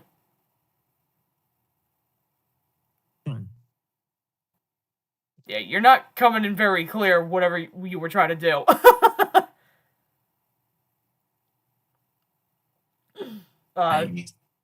Why must you talk bad about my Sir Handel that way? Because I don't like Sir Handel in that episode. I think there are better Sir Handel stories. I.e. friggin' Steamroller. See, here's the thing, though. Sir Handel's a little shit, but I love him. I get it. But no, I think definitely, like, Season 4's got a lot of good ones, too. But that... I am actually going to... I don't have a bad episode in Season 4. No, I don't think there's any. You know what? I don't think there's any bad episodes in Season 4. I think the lowest they go is to at least And you know what? Probably another of my, like, least favorite episodes. I think this is pretty much for everybody. Mind That Bike.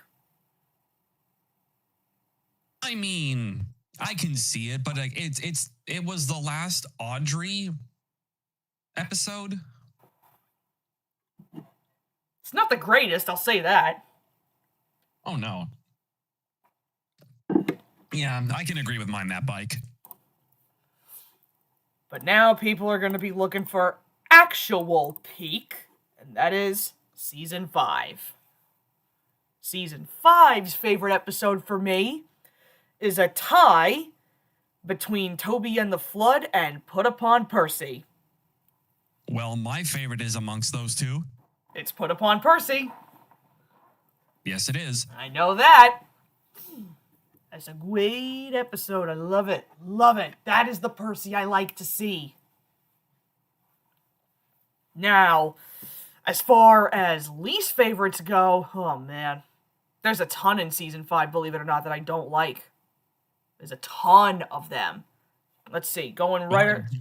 Just talk about a better view for Gordon right away. Get it out of the way, babe. Well, you already know that's coming. I don't like A Better View for Gordon. Again, I think it retcons a whole bunch of stuff.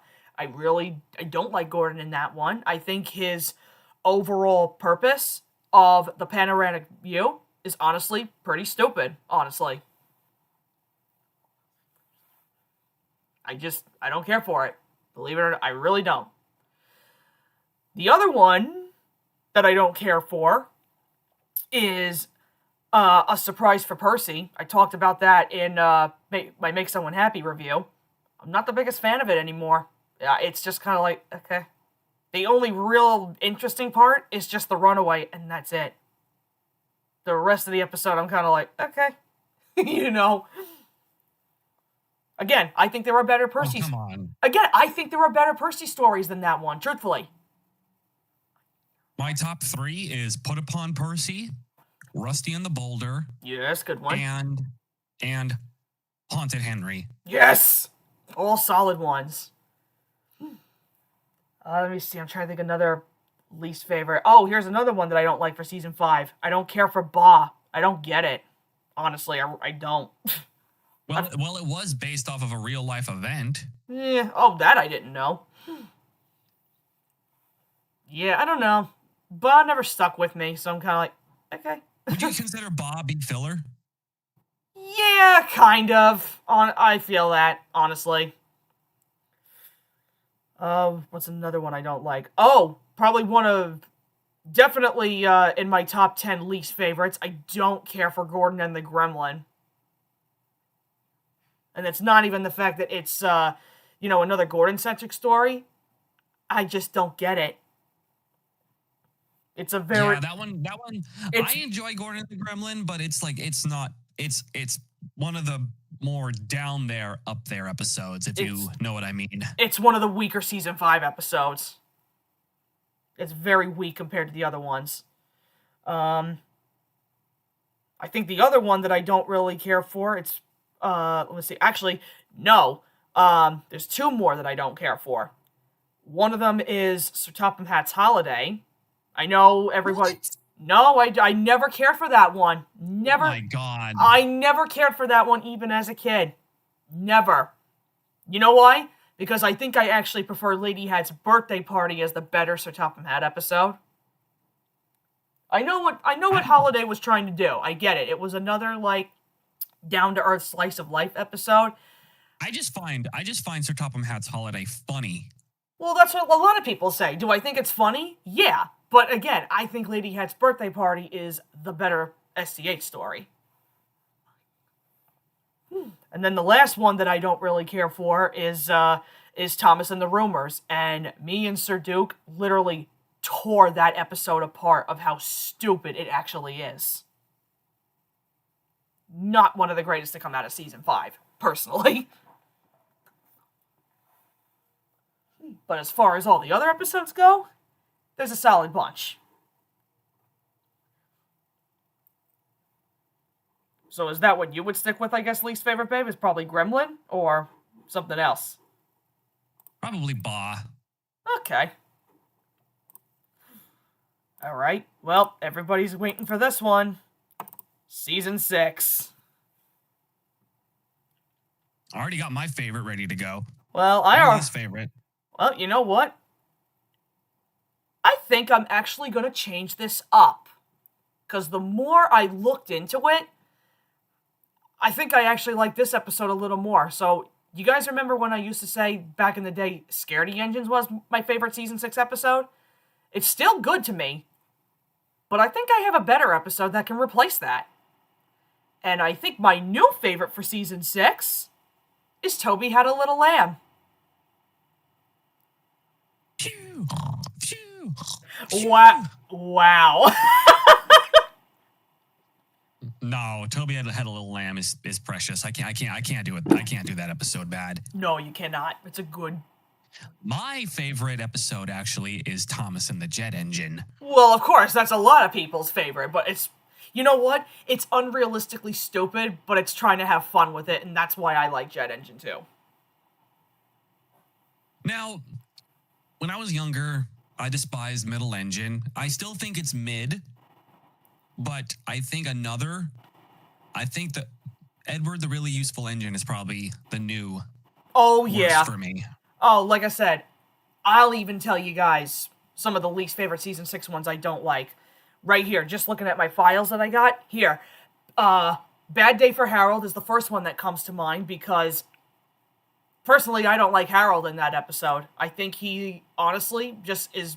I think he becomes, truthfully, a real jerk to Percy in that one, and I think their rivalry is handled so much better in tons of other episodes compared to that one. And the logic, okay, of Harold trying to take all of the friggin' mail is pretty dumb. Because logically speaking, when you see Harold fall face down, his crew should be dead. No ifs, ands, or buts. Oh, yeah. The logic in that, I'm kind of like, okay. Okay. I see where this is going. So there's that one.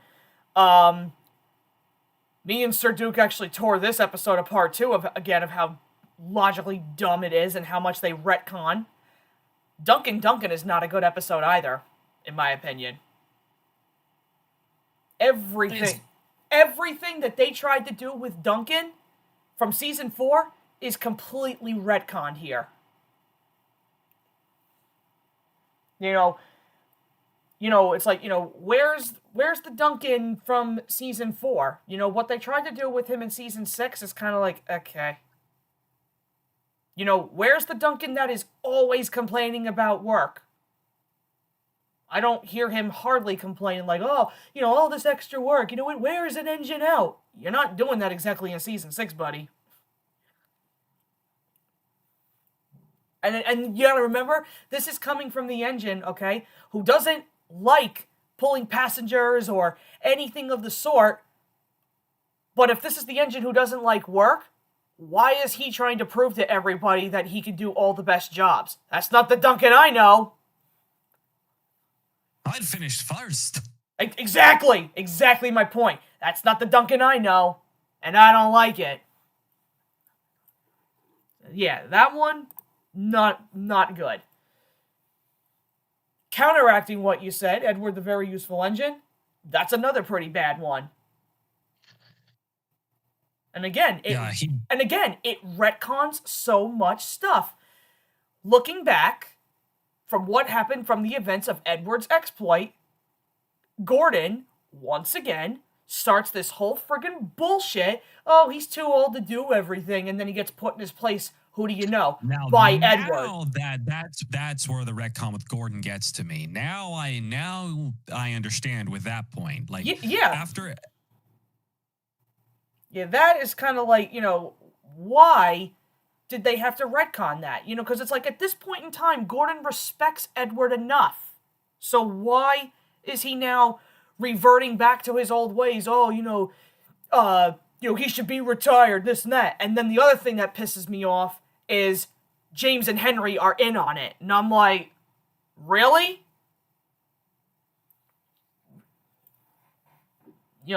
Very Useful Engine is a bad episode. Very bad. Yeah, no, very mid episode. What's another one I don't care for? Me and Sir Duke actually, I remember we tore this one up too. Percy and the Haunted Mine is actually not all that cracked out to be either. What's funny though? When I first watched it, I thought it was pretty creepy, but now looking back, it's like...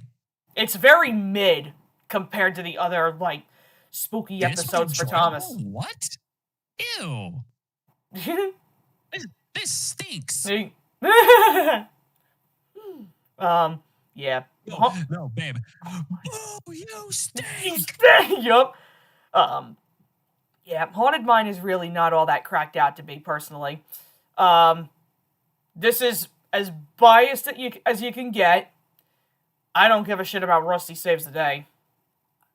Yeah, Rusty Saves the Day is just pointless. It is pretty pointless.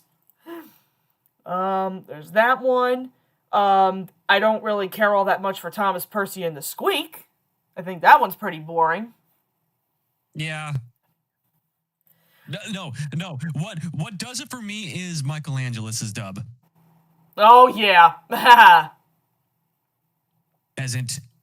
Yes, I am pleasant. That's literally the only good thing I will give it in the UK dub, is it did give us, I think, one of the best lines, like, peasant, yes, I am pleasant. But other than that, it's a boring episode. And it gave us one of the most overused memes that I am so sick and tired of hearing. Like, the don't call me Dirty Percy meme. Listen, shut it down. It's not funny anymore. I don't find it funny. It's not funny. It's so overused. Enough. Let it die, let it die. Let it die. Shrivel up. Let it die, literally. But here you go. If I had to pick, I think my overall, maybe not even least, I would say worst of season 6. Get ready, folks. Twin Trouble. Absolutely hate this episode. Yeah, but see, here's my thing. I feel like it's at least tolerable if you watch the UK dub. See, this is where the UK dubs are probably going to be in more of our favors.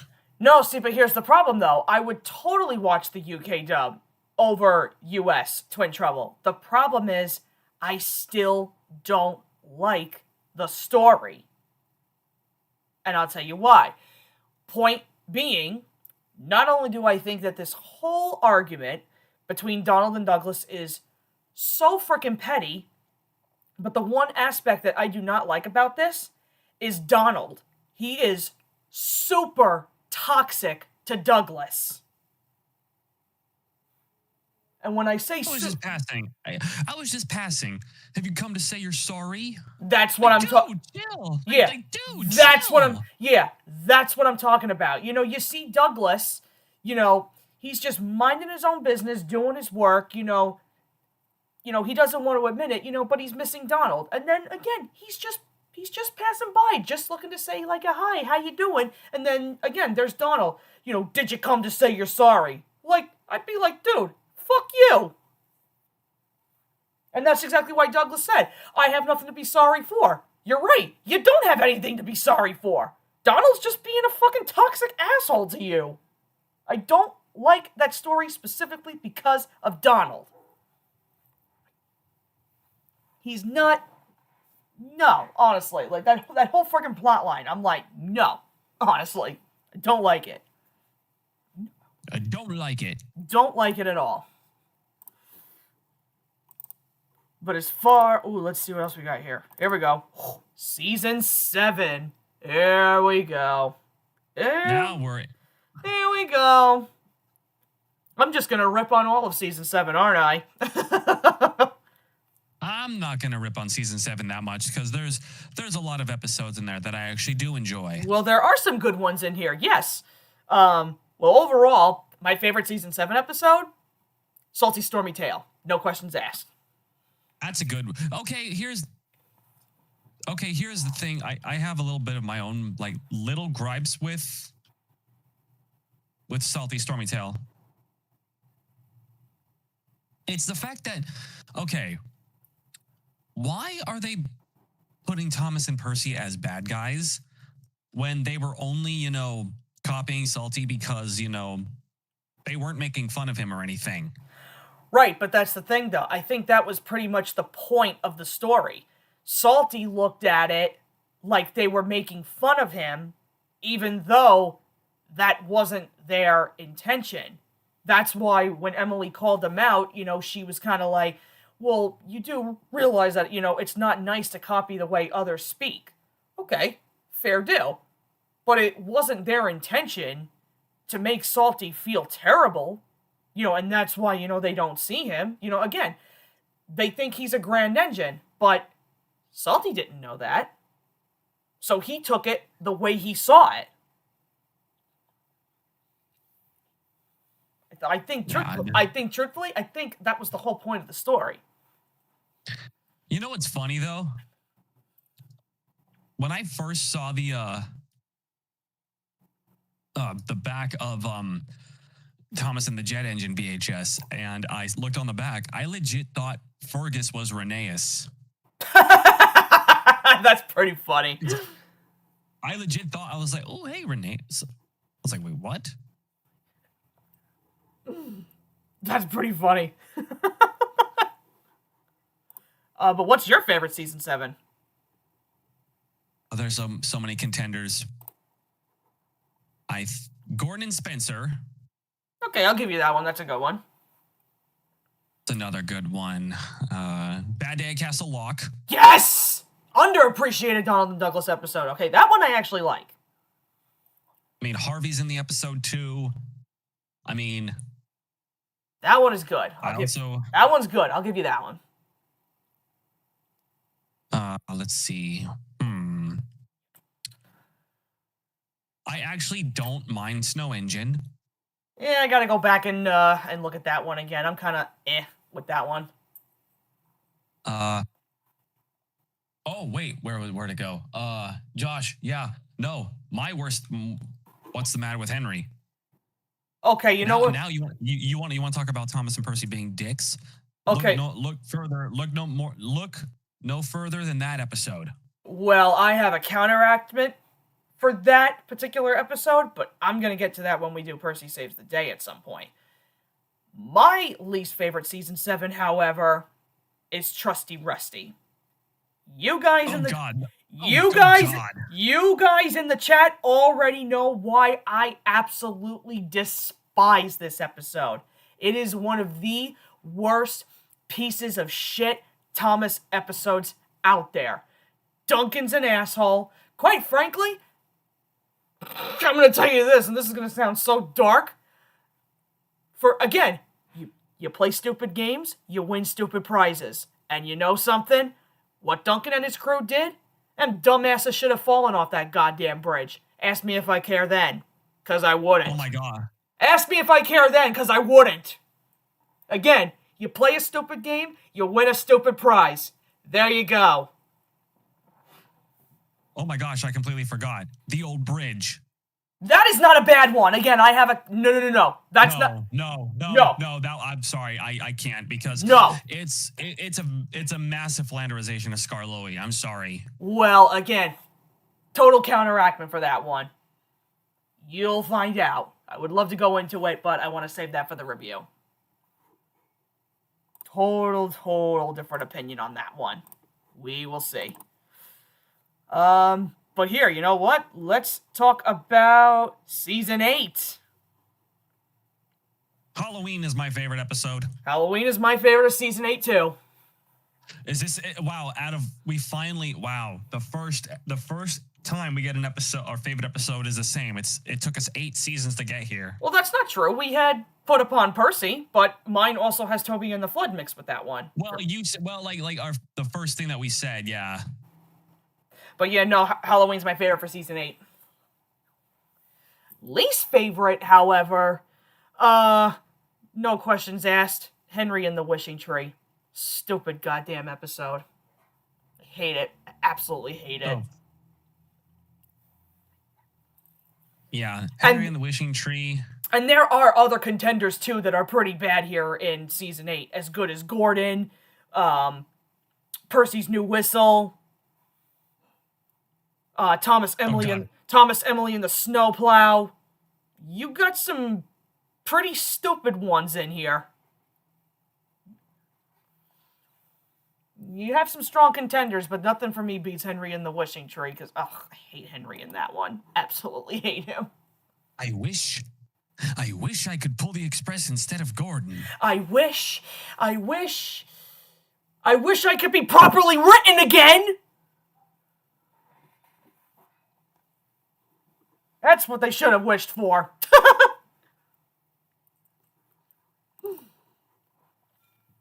What do you think? Same thing, though? That's probably your least favorite, too, of 8? Yeah. All right. Then we got 9.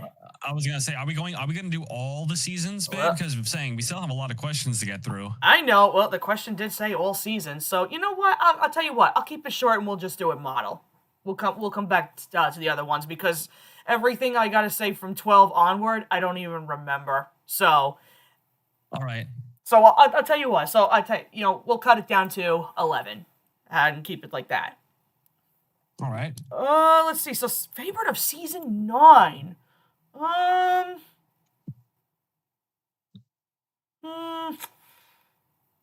think mine. I got my favorite. I think my favorite has got to be. Either Percy on the oil painting. Percy on the oil painting, yep. I was either going to say that one or Toby Feels Left Out. Both really solid ones. I don't know. I feel like I'm leaning towards Percy a little more. That's a solid one. That's a solid one. But you can also see season 9 has a lot of sucky ones, i.e., Thomas and the Rainbow. Stupid episode. The massive beginning of Thomas in the insert location here. Yeah. Let me. I'm looking around. Let's see. Yeah, Thomas and the Rainbow is a stupid one. Birthday Picnic is terrible. Tuneful Toots is annoying. I want to burn that episode to pieces. Hate that episode. Rheneas and the Dinosaur is bad. New Engine is bad. Magic Lamp sucks. Emily Knows Best. Worst one of season 9. I think Emily Knows Best is going to be my. That is that's one of the worst ones. Right now, where I stand, Duncan in the Old Mine, personally, it's not that great for me. Bold and Brave is bad. As much as I love my boy Skarloey the Brave is not good. Saving Edward is pretty bad. Yeah, season 9's not looking so hot, unfortunately. I think we have one more episode because we already talked about season 11, I think. Let's see. Earlier we talked about it. Well, let's see. Well, for 10, let's see. That's easy for me. That's easy for me on season 10. Season 10 for me is probably... Looking at the list here. Well, I'm going to start off with my worst favorite, or my worst. Okay. The worst for me is Edward Strikes Out. Oh, 100%. 100%. Worst Edward episode in the entire show. No questions asked. But again, season 10's also got a lot of contenders for really bad ones. I don't know. Oh, I think my overall favorite for 10, though? Thomas's Frosty Friend. Yeah, Frosty Friend's a bad one. Well, here, you know what? I can even go through the entire list right here. First of all... I already have it up. Yeah, so do I. Well, here we go. Going from all over them. Follow That Flower sucks. A Smooth Ride is bad. Let me see. Green Controller sucks. Duncan drops a I found it funny. I found Green Controller funny. A lot of people do, but again, it literally ties into what I'm going to say with another season 11 episode as well. But Green Controller, I think it sucks. Duncan drops a clanger, stupid. Thomas's Tricky Tree, stupid. Let's see. Which Way Now, dumb. Edward Strikes Out, worst of season 10. Topped Off Thomas, stupid. Thomas's Frosty Friend, dumb. Do not give a shit about Thomas and the Birthday Mail. Yeah, not very many good ones in here. But again... Now, for favorites, though, there are 3 contenders for me. See, like I said, season 10 for me is... This is tricky. Because one of my favorites is It's Good to Be Gordon. That's the one I was going for. That's one of my favorites. Emily and the Special Coaches. Yeah, Emily and the Special Coaches is another contender for me. I like that one. Another good one for me. I don't know how. Where was it? Well, the other. One of the. Big Strong Henry. Big Strong Henry is another contender, but James the Second Best is another contender for me, and so is Duncan's Bluff. Oh, Duncan and James episode, that was just amazing. Yeah. You're just put. So yeah, as much as you got some bad ones in 10, you do have some pretty strong ones too. So yeah, out of those ones, that's hard. That's really hard for me to choose. I don't know. I feel like... I'm probably going to have to say It's Good to Be Gordon, honestly. Yeah, It's Good to Be Gordon is probably going to be the one that's up there. It's a really solid Gordon story. Well, Gordon and Henry, actually. And then let's see. And then as far as season 11 goes, my overall favorite for that one is Cool Truckings. along with Hector the Horrid. Ooh, I honestly forgot all about Cool Truckings. That's a a fun good one. That is a really fun Duncan and Madge story. Those are my top 2 for favorites. But as far as, again, you got a lot of bad ones here too, though, in season 11. I can give you one right off the bat. Henry's Lucky Day, not good. Thomas and the Lighthouse, not good. Neither is Thomas and the Big Bang. Don't Be Silly Billy, I think, is definitely one of the worst episodes of the show because it's not a 3-strike, it's a 5-strike rule, which makes it far worse. Same thing as Thomas's Frosty Friend, mind you. Edward and the Mail is so beyond stupid. Thomas and the Stinky Cheese is so goddamn annoying. Thank you to my brother for ruining that one for me. Oh no, I'm back at the dairy. Yeah, thanks to my brother for ruining that episode for me. Now I can't stand it. But the whole story itself is so stupid. Duncan Does It All is not good. Sir Handel in Charge is not good because it's literally the same as Green Controller, except not a lot happens in Sir Handel in Charge, so I would definitely say that one's worse. And Ding-a-Ling is also pretty stupid, so... Ding-a-ling, ding-a-ling, ding-a-ling-a-ling.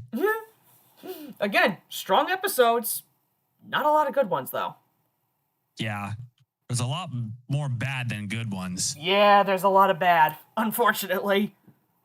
Oh my gosh. Killy Billy. Killy Billy! Oh my gosh, we forgot about Don't Be Silly Billy. Was it just so bad we forgot it? We blocked it out? No, I said Don't Be Silly Billy. I said definitely like one of the contenders for I would say top 20 worst Thomas episodes personally. It's not good. Billy's a little shit. I can't stand him. Like I literally want to choke the shit out of him. He's that annoying. I literally want to choke him out. He is that annoying. I don't like Billy. Yeah. So I think, like I said, like Brandon said, as much as I'd love to go over all the other seasons, yes, we do have a lot more questions that we do have to get through. But also, I do not remember a lot of the episodes. And maybe if I just throw in season 12 here, the only one I'm going to tell you that I actually like is James Works It Out. Everything else of season 12 sucks. So, yeah. I don't really like the episode, but I actually like that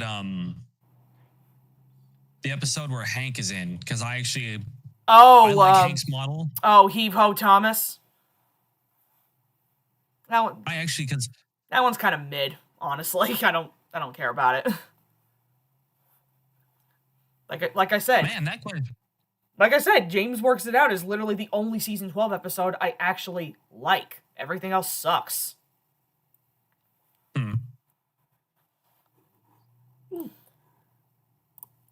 That could be another future stream that we do and really go more in depth with some of those if we really wanted to. Oh yeah, no, this question definitely was very involved. Oh, very. Let's see. Oh, here we go. So here's one from, let's see, Tulip Tank Engine 10. What would you rather watch? Oh, Chuggington or All Engines Go? Neither. You have to choose one. No. Yeah. You have to choose. You're not going to make me do it. No, that's not how it works. No. It's not. No. That's not how You're not going to make me do it. You are not going to make me. You are not making me do this. I hate them. It's a Q&A. You have to give the people what they want. And that is my answer. I would literally choose none of these because they both suck. You have to choose one. I am choosing Chuggington. Ugh. Honk your horns. Stupid. Dun, dun, dun, dun, dun, dun, dun, dun, dun. Stupid. Absolutely Well, stupid. Baby, I'm waiting on your answer. Next question. Wrong. Anyway, question 2. Thoughts on Smudger? I honestly wish we could have seen more of him. Maybe. can't really. Well, what can you really say about Smudger? There's not a lot to talk about with him. He's basically. Worries about a few Would spells. you what would you consider him, babe? Would you call him one of those glup shittos, or not really? I actually would, absolutely. Would He only appears for like what? Less than 2 minutes? Not even, like less than 30 seconds. Less than 30 seconds, which isn't saying very much. Yeah. So I would definitely consider Smudger a glup shitto, but I'm gonna be honest, his screen time was enjoyable. It was entertaining. Well, yeah. Yeah, I don't know. Maybe. No, if we're gonna do it right, you gotta do Michelangelo's.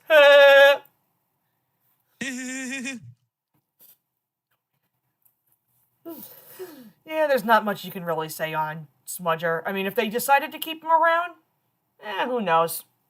You know, they could have made him into a character if they really wanted to. Let's see, what's the next one we got here? Oh, here we go. Favorite Theodore Tugboat character and episode? Well, you know me, guys. No duh. Theodore is my favorite. And if you don't know me by this point, Theodore and the Bully is my favorite episode of the entire show. What would yours be, sweetheart? From Theodore? Favorite character and episode? Well, favorite character? Duh, Foduck. Always will be. As a kid, it was Foduck, and it still is Foduck. There you go. Favorite episode? There's a lot God. There's a lot of good contenders, I know that. Well, one for sure is Theodore and the Underwater Mystery. Well, George and the Underwater Mystery. Okay, I'll give you that one. But no, I got to go with Theodore and the Queen. Ooh, that's a solid one. I'll give you that one. That's a really solid one. A lot of people talk about that one. Oh, I gotta go more in depth with that episode at some point. I really do. It's a really, really strong season 1 episode. Alright, and then to continue that, here you go, babe. Least favorite Theodore Tugboat character and episode. Oh boy. Well, I think Malarkey. Okay. I know somebody asked me that the last time, and I think probably one of my least favorite characters? Probably Carla. She's a little annoying, in my opinion. But as far as least favorite episode goes, oh my god, there's so many contenders, actually, believe it or not. But I think... I was going to say, didn't we cover this last week? Only, I think, for, like, the slightest little bit. But no, Emily and the Splash. Emily and the Splash, I think, is probably my overall least favorite, because I don't like her in that one. But there's a couple more contenders. That's a video that I still promised you guys. I do have to get on that at some point. I just don't know when. I gotta clean up my schedule here first, and then I gotta do some more Theodore videos. I gotta do it this year. That's a promise. Okay.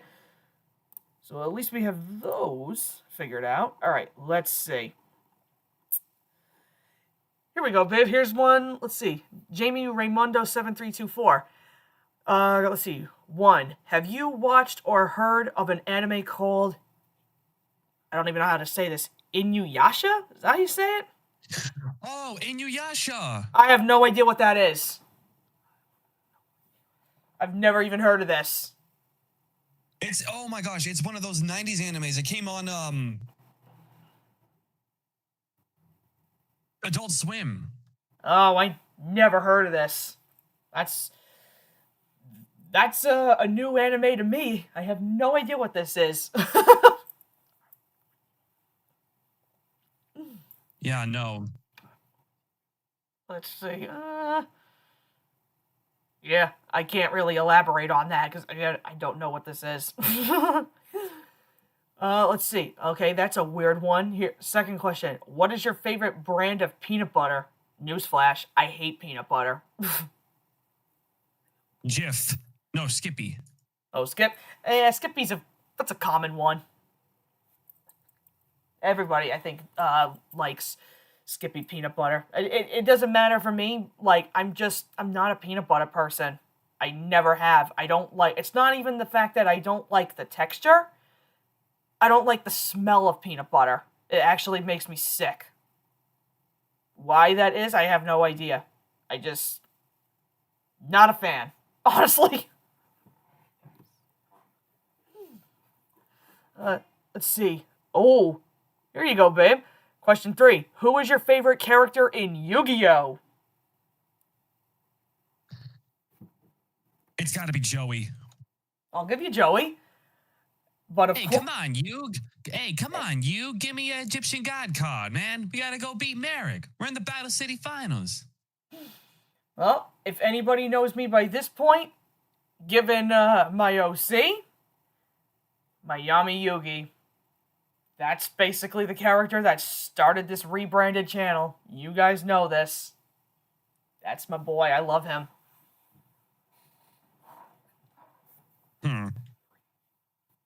That's why.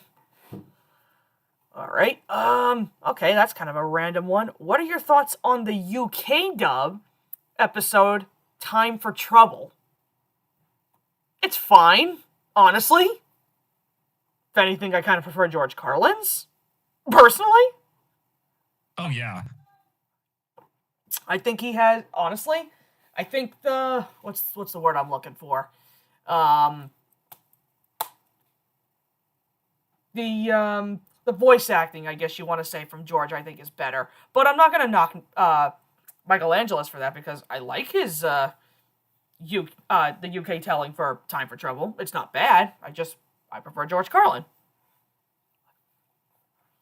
I mean, a lot of people are going to go with George Carlin regardless at the end of the day.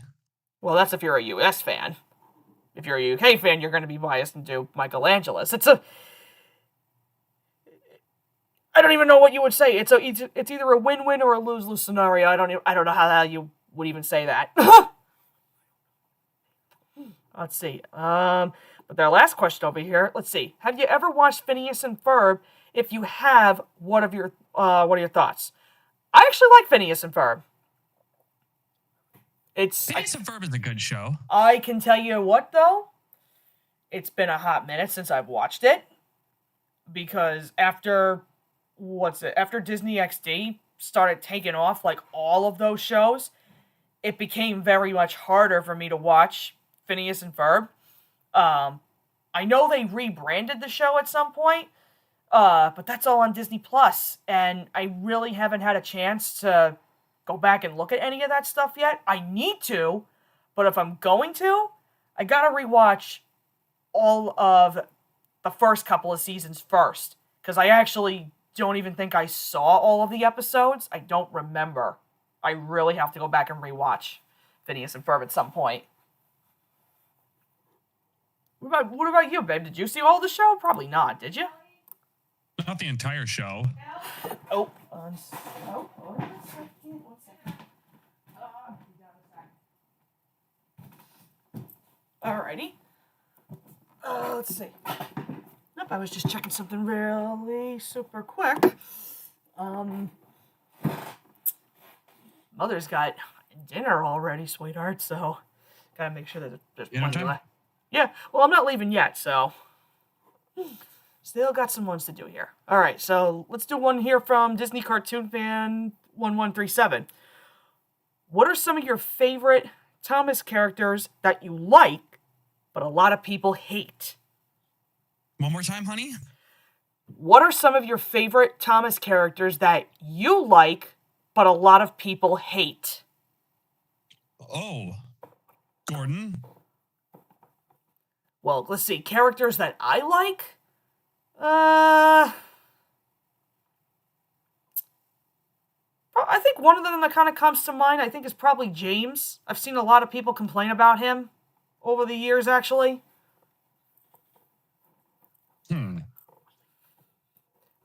What's another one? Oh! A perfect one! Nia! I'm actually in the minority here. I like Nia. Same for me. But it's not Nia, it's Rebecca. I'll give you that one.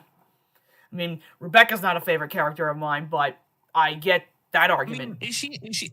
No, she's not a favorite character. I like Rebecca. She's not my favorite character. Yeah, no, like that's kind of the same thing with me though with Nia. She's not a favorite, but I like her because I actually think that there's a lot more character to her. Everybody's like, no, she's stereotypical. Pff, bullshit, she's stereotypical. If that's the case, every engine is stereotypical. She has a hell of a lot more friggin' character than you actually realize. I'm trying to think, is there any more? I don't really see a lot of people, I don't even know if I want to say if people hate them, because I don't know. I don't know if I've seen a lot of people talk badly about this character. Yumbao. I like Young Bao. I don't know, like, I will say, out of the international engines, he definitely is one of my favorites, but I don't know if I ever ran across people that said that they hated him. Along with every other international engine that they introduced. Oh, actually, believe it or not, there's another one who I will not say is a favorite, but I like this character too. Ashima.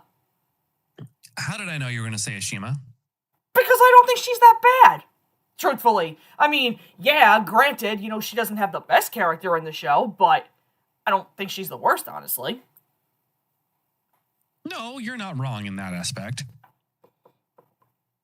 Yeah, I don't know. Like I said, I'd have to go through all the other list of engines and see if there's anyone else. But like these are the only like couple of ones that kind of come to mind. Let's see. Let's do the next one. What videos did you watch on YouTube a lot in your childhood? Well, YouTube videos? Okay, well, that's interesting because back when I was growing up, me and my sister were not allowed on the computer because obviously there was a point where, okay, let me put it to you this way. In the time period that me and my sister grew up in like the late 90s, early 2000s, this was roughly around the time when you saw a lot of cyberbullying and predators online for kids. And obviously, my mom and dad, they were very protective of what me and my sister watched. We were not allowed to go online, and if we wanted any kind of entertainment, we had regular TV or we had any of our movies. That was basically our online, believe it or not. But then it came to a point where obviously, we had to do like homework and stuff on the computer that definitely required. Me and my sister were kind of like a little more open. That's when we found out about YouTube and all this other stuff. Well, obviously, one of the first things that I saw, because we had gotten rid of some of my other tapes, and this was just, I think, a little after we got rid of all of our tapes and we started moving to DVD. Thomas, was the first thing that I watched on YouTube. Same. That was one of the first things. But if it wasn't Thomas, then me and my sister were looking at, not full episodes at the time, but we were looking at clips of one of our other favorite shows, Whose Line Is It Anyway? If it wasn't Thomas, it was that. My gosh. Back in the day when YouTube just basically had like 340p, 144p videos and everything. Oh God, yeah, I remember that. Like right when YouTube was first getting going. Yep. Oh yeah, I remember that. Yeah, there was only like very, very few things that I even watched on YouTube in my childhood. But then, obviously the more YouTube expanded, then that's when when that expanded, my interests pretty much expanded, because that's when I found Theodore on YouTube, and I got reacquainted with the show when I was in high school. And then everything else that, just kind of followed. That's when I was introduced to, like, other Thomas YouTubers, gaming videos. That's how I found Jacksepticeye Mark and Smosh. That wasn't until way later. Oh. But yeah, that was pretty much what my childhood was. But I didn't start doing that until I was at least in middle school. Because again, my parents didn't want me or my sister online because, again, they were especially worried about predators. And I totally understand that. I get it.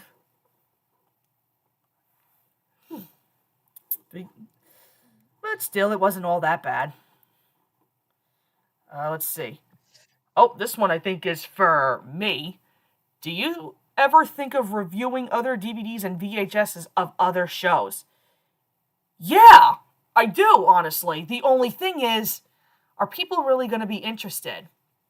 Because I've had so many people come to me and say that I should do reviews on the Theodore tapes, which, quite frankly, is not a bad idea. I don't even know why the hell I didn't think about that before. I would love to do that. But there's also, let's see, DVD-wise. I wouldn't mind talking about something like, well, MLP is going to be projects in the future, which, babe, you're more than welcome to join me if you want to. Yes. But it's not just that, I would love to talk about, let's see, another big one, in terms of, like, the DVDs, I would love to talk about Bluey, but I don't know how, copyright, works with that, here on YouTube, as much as I would love to talk about it. Yeah, YouTube is really, like, with their copyright, a lot of companies, they're very stingy with that. Yeah, which is exactly why, I can't do anything with one of my other favorite childhood shows. I would love to go in deep with certain VeggieTales, like, movies and specials and everything. I can't, because it's, like, really heavily copyrighted. Same thing, I would love to do Wiggles at some point. The full-on movies that they have, I would love to tackle those, but you can't. And you gotta be very careful with what you use. So it's tricky. It's very, very tricky. As much as I would love to. I mean, unless I can find, like, loopholes around it, yeah. Like, I will totally keep that in mind. 100%. It's just YouTube likes to be a bunch of cucks. That they do. That's why. That's why it's hard to do this. Alright, let's see. We are nearly at the end of this really quick. So, let's see. Let's do this one from Eileen Murphy 8150. Question 1.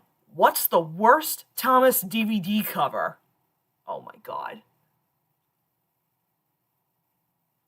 There's a ton. There is a ton of bad ones. Let me see. The Percy Takes the Plunge DVD cover is pretty stupid. Like Percy is Percy is literally drowning in water. Why are you smiling? Yes. Wait. Hold on. I gotta do the voice. Hold on. One voice.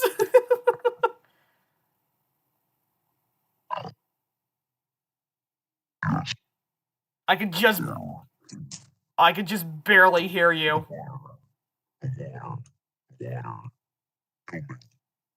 No, I can just barely hear you with the voice. The water.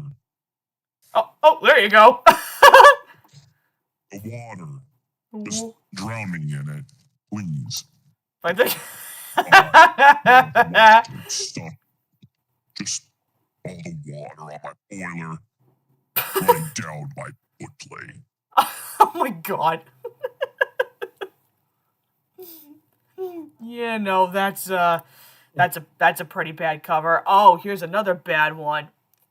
You guys know where I'm gonna go with this. The Rusty to the Rescue cover. What the hell is even going on there? Like, Oh my gosh! Like, what the heck were the DVD creators? They were hotboxing something. I would love to know who the hell was smoking some kind of crack when they were making these, because, oh my god, are they bad? Well, I'm trying to think. Is there any? I know there's more. I know there's more. I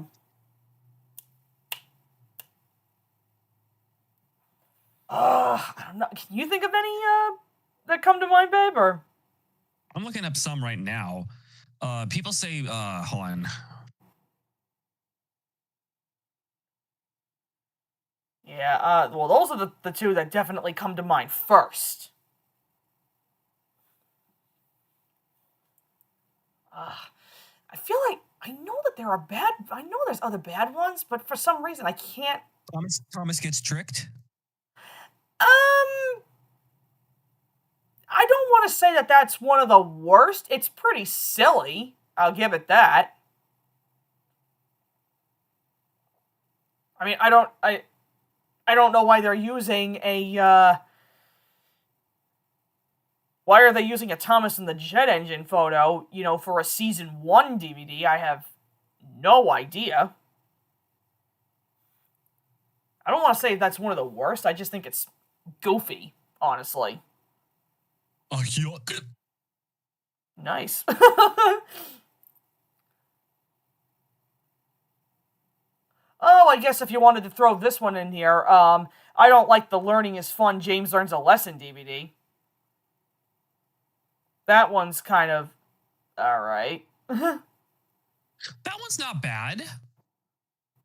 It's certainly bad with the wonky-eyed Thomas and the double funnels on his boiler. Oh, that one. Yeah, that one. The Apple cover. That I don't like. Like, what were they thinking? No idea. Well, you know what's funny? I know on the VHS cover it's totally fine, but ask me what the hell they were thinking with the double-funneled Spencer on New Friends for Thomas.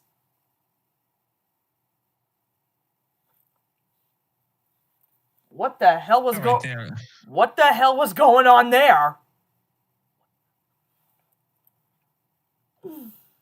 Yeah, I don't know who the hell was in charge of making these covers, but not good.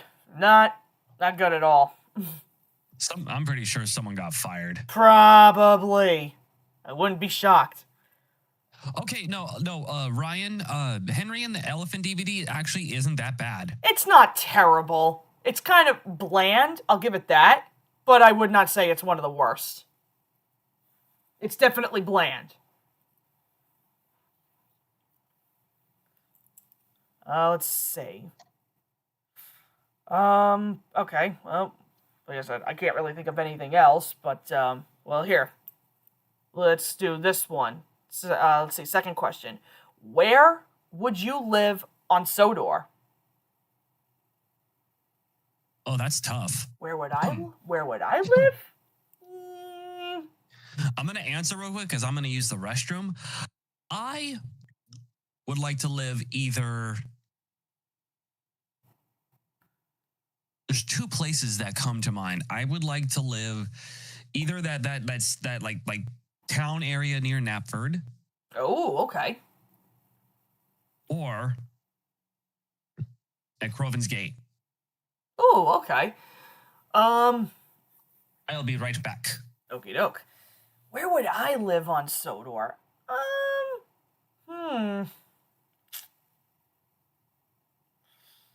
I don't know. That's pretty tough for me to answer. I mean, I could keep it totally basic and just say, just anywhere pretty much near Tidmouth, I guess. You know? I don't know. That's pretty hard for me to decide. I'd probably just say that and just go with it. Let's see. Let me take a break from those really quick. I just want to see what is going on in the chat. Oh, here we go. Let's see. Super Nintendo and will you review DVDs like Track Stars and Thomas and the Treasure? Yes, actually. Well, Track Stars is probably going to be a VHS review, since that was out first. Obviously Treasure with a DVD. Yeah. No worries. I do have, every intention to review those. It's just, I gotta get my schedule and everything back in order. I need to, well, first things first, I still have to pick, what's gonna be my next VHS or even a DVD review to kind of start the new year off. There's other Thomas videos that I gotta get finished. There's a couple of other Theodore ones that I still gotta do. Yeah, I don't know. I just don't know when I'm ready to do those two yet. But, well, you know what? Hopefully if all goes well with what I got planned for this year, with, when I actually hope to, open up, my Patreon account. I meant to do it last year, but there were so many friggin' road bumps. But now this year I actually do have to do it. So, I'm kind of considering maybe, if I can't decide on certain ones, I'm thinking I might start leaving some VHS and DVD reviews up to Patreon requests, which I think would be a lot more interesting than just me sitting here be like, okay, which one can I do here? Which one can I do there? You know? I think it'd be a lot more fun. It really just is going to come down to, you know, again, if my Patreon and everything, like, gets to work. So, you know, we'll see. We will see.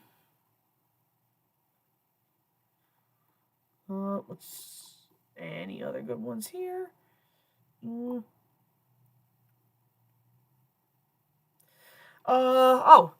Hank the Funniest Tugboat. Let's see. What about Mavis in the deleted scene for a surprise for Percy on the season 5 behind the scenes? You know what? Truth be told, I actually don't remember that. It's been quite a long time since I've actually watched the season 5 rushes, so yeah, I don't know. I don't know how I feel about that. Maybe I don't even remember that. Truth be told, I might have to go back and look at that again. Let's see. Oh, Cat Lover. What are your thoughts on Who Bob What Pants? Bin. Hate this episode. Not a good SpongeBob episode. Not good. Not good. Not good. I could sit here all day talking about how bad it is.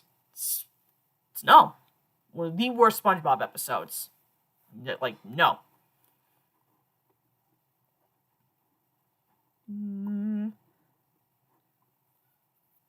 Let's see. Ooh. Old VHS TV. Underrated Thomas song. Ooh.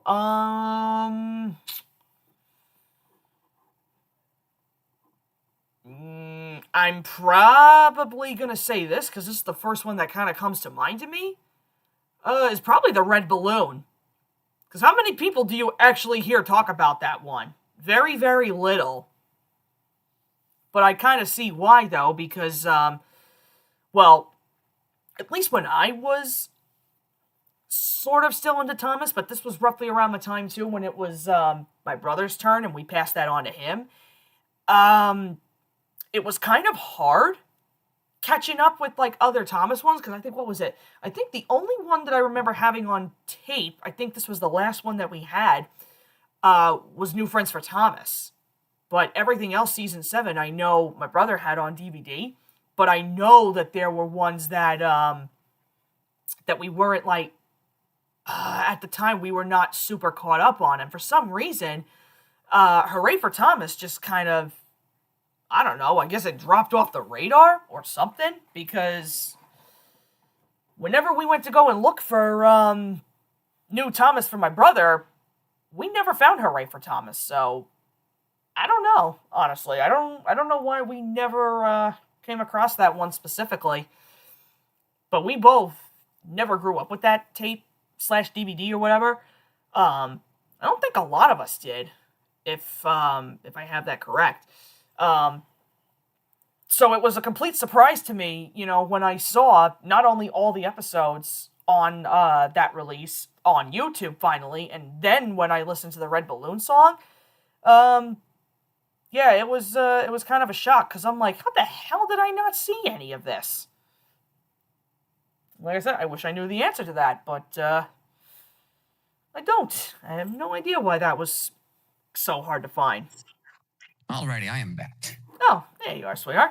No, I was just looking at the other chat, and I was answering this question really quick. I said, underrated Thomas song, and I said, because I don't think a lot of people grew up with this tape because of it, I'm going to say Red Balloon. Really? I think it's very underrated. It might be, because I don't think I've ever listened to it.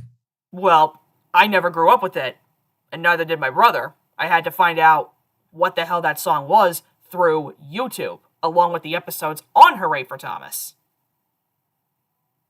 So I never grew up with that release.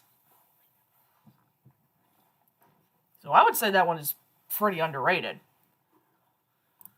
Alright, but back to Eileen's questions. Alright, she said, what's your least favorite Theodore episode? We already did that. This one might be for me. Why did you decide to make your channel? Well, I think simply because, honestly, like, the more YouTubers that I got to know online, what the hell was his name? I think he was either called Ryan5, or now I think he's called Rusty. I don't remember. But this YouTuber used to make really, really old Thomas music videos of certain characters, and he would choose the most randomest of songs. I remember there was a couple of ones that kind of like stick out to me. He did the J-Lo song Brave with Scarlowe, which was actually one of my favorite videos that he did. He did the song from Holes, Don't Give Up with Reneus, and he did 2 versions of that, I remember. Those 2 were also pretty good.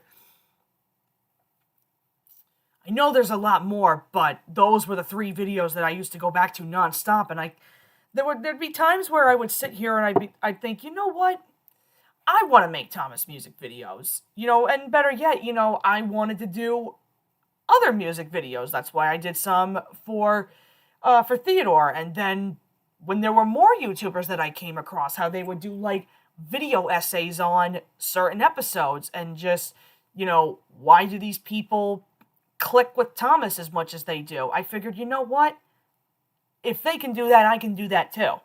And that's pretty much why I have my channel. Not just to talk about why I love certain things about Thomas, and Theodore and all this other stuff, but I also made my channel in a way to help spread certain shows.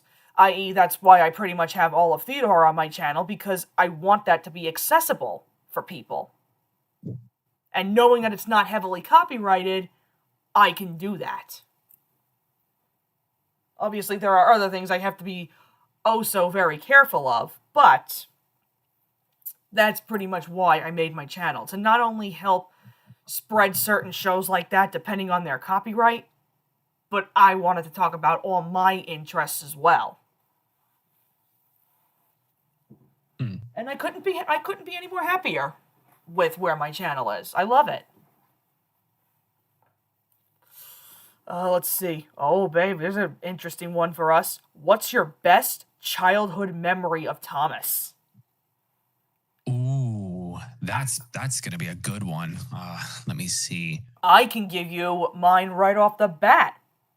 And this was a couple of months after my sister was born. This was in the year of 1998.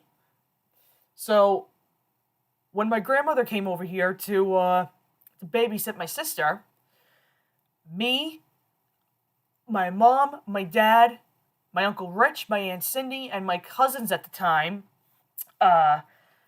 they all planned this big trip for us to go to Pennsylvania, i.e., Strasbourg. You see where I'm going with this? More time, honey? I said there was one point where my family were planning this big trip, and it was for my mom, my dad, my uncle, my aunt, me, and my 2 cousins at the time. They were planning to take us to Pennsylvania at one point. Ooh. I.e. Strasbourg. You see where I'm going with this? You went to Strasbourg, didn't you? Not only did we go to Strasbourg, but even though we weren't there for the main event, there was one thing going around for a day out with Thomas. And obviously, there was a lot of stuff that we couldn't do because at the time it was pretty expensive. But we still got to enjoy a lot of what was going on. You know, we looked at the shops. I mean, I came home with more Erdls, more wooden railways, more books that particular day. But this is kind of, even though this is the one part of the memory where I'm kind of like, a little gutted, I saw the original Thomas. You know which one I'm talking about.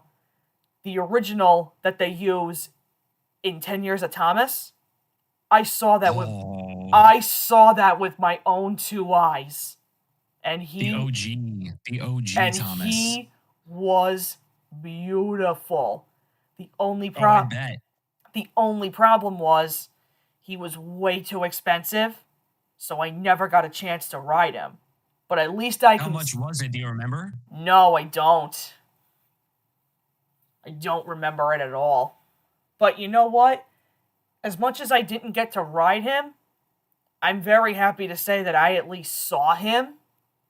Because even then, I came home with a lot more Thomas merch that I was far more than happy with. So, I can't complain. And that's probably one of my favorite childhood memories I have of it.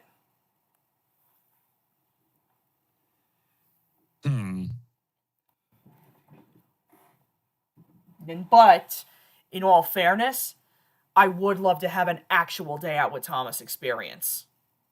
I still would love to go to Day Out with Thomas. To really get the feel of it, I would love to do that at least once.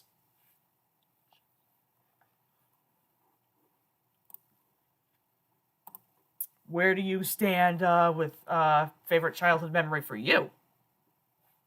Oh my gosh. I mean, I know it's cliche, but seeing Thomas on the Magic Railroad opening night. Listen, I'll give you that one too, because that was a special moment for me and my mom too. You gotta remember, babe, that was a birthday present for me. That was right before I started kindergarten. So I'll give you that one, honestly, because that's one of my favorites too. Just doing that with my mom. How many kids, honestly, can actually say that they saw Magic Railroad in the theater? Not a lot. Yeah, no, like I remember, I was in kindergarten. No, I wasn't even in kindergarten. I was going into the 1st grade. Hold on. I'll actually look it up right now.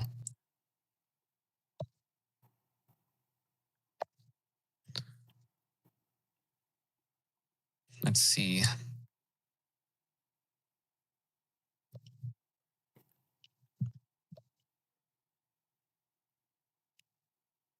I remember it was a Wednesday, and I remember this. I usually go to my dad's on Wednesdays, and my parents agree. You know, my mom was gonna take me that night to go see it in the theaters, and I was so excited that whole day. I was playing with my Thomas toys. I was watching my tapes. I was like just so amped up. The hype was real. I was like so excited. No, I told you. I remember when I saw the trailer for Magic Railroad off my Spills and Chills tape, and I looked at my mom and I was kind of like, Mom, we gotta go see it. And it worked out perfectly because it was literally 2 months right before I started school. So it couldn't have come at a better time. Yeah, so seeing Magic Railroad in theaters was definitely like I That think was that might that, be my that was a favorite. hell of. I gotta tell you what, from my experience, that was a hell of an experience. You gotta remember, that was my first movie I ever watched in the theater as a child. That was a hell of an experience, honestly. You know what? If I could turn back time, I would relive that all over again. Oh, I would too. Because that was a wonderful, wonderful memory I had. Oh yeah. I think honestly, I'm sorry, Chad, but I may get one more question, but I have to break off for dinner. Yeah, I gotta get ready for dinner soon myself. Well, you know what, babe? How do we do this? There's actually there's only five more people, and their questions are pretty quick. Ones All right. that I know that we can get through. All right. So let's see. Let's try. What's this one? Bradley 17 Productions. Do you like the Red and Green show? If so, who's your favorite character on that show? I don't even know what that is. I don't know what that is. I have no idea what that is either. I've never heard of it. Second, before we continue, we gotta take care of one last thing real quick. Oh, go ahead.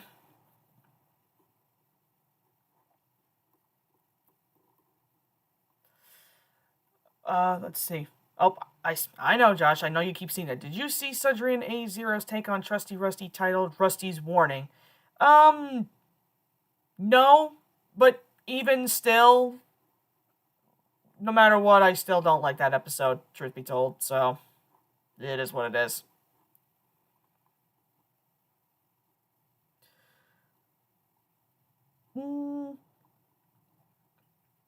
Oh, I see this one from Mike. Least favorite MLP season? I don't know, dude. It's been a hell of a long time since I've watched anything MLP. I said I do need to go back and I need to rewatch the full series again because I don't remember a lot of those episodes. What's another good one I see here?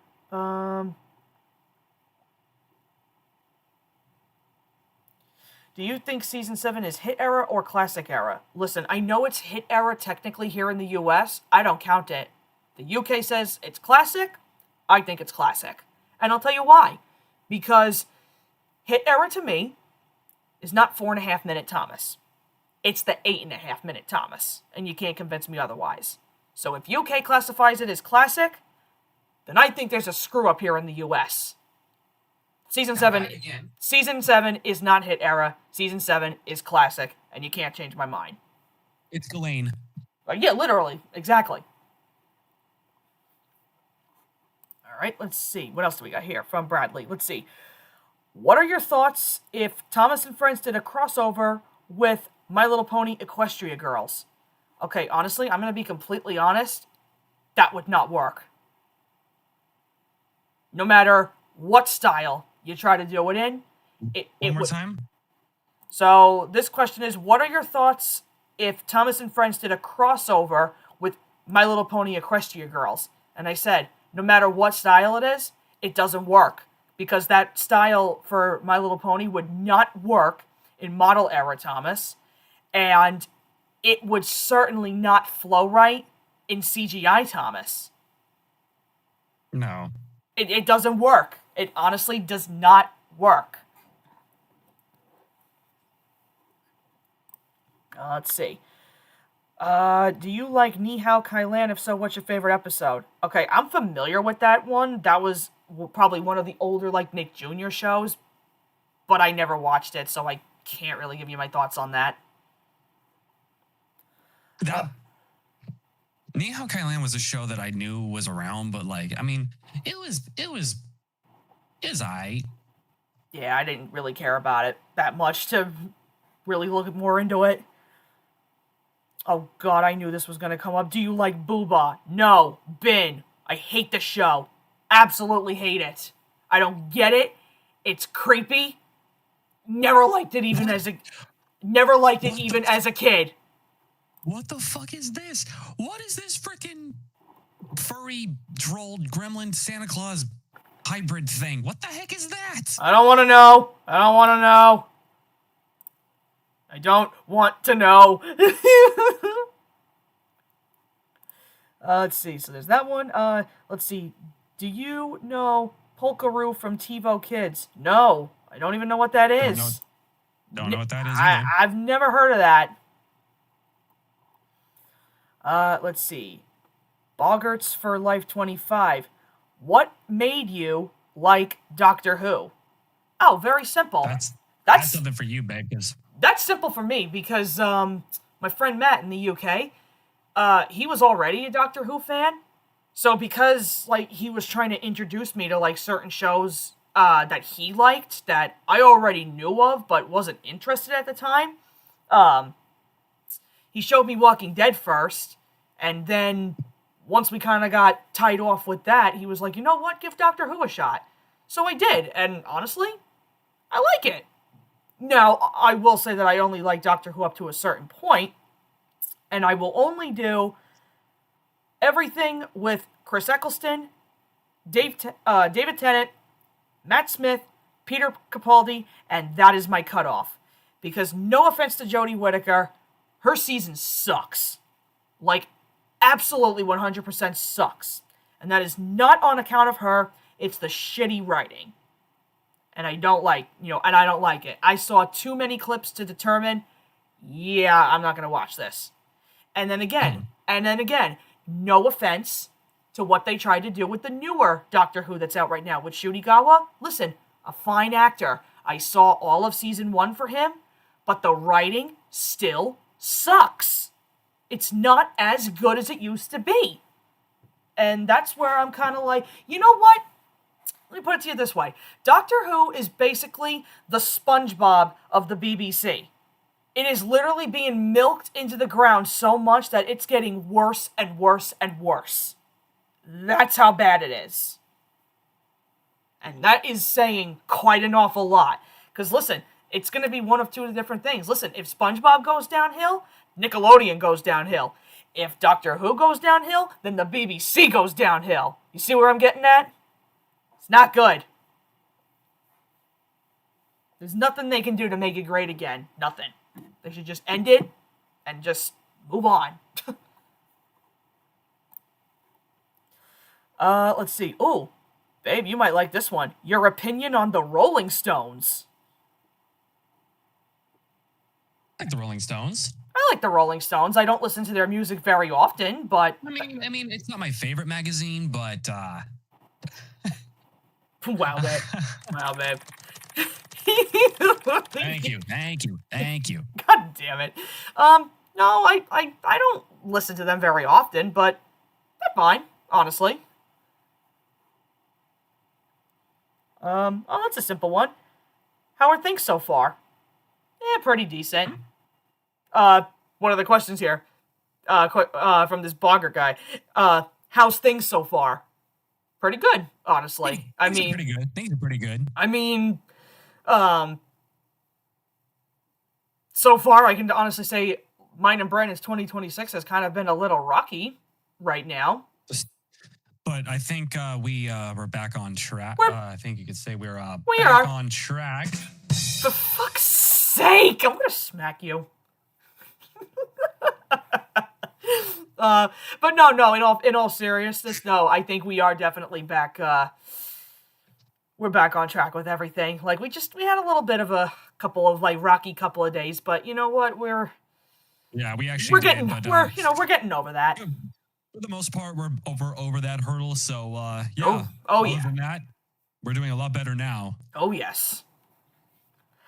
Let's see. Here's this one. Have you seen the stop-motion British kids show, The Treacle People? There was a YouTube channel with all the episodes. I feel like I've heard that name before, but I'm not sure.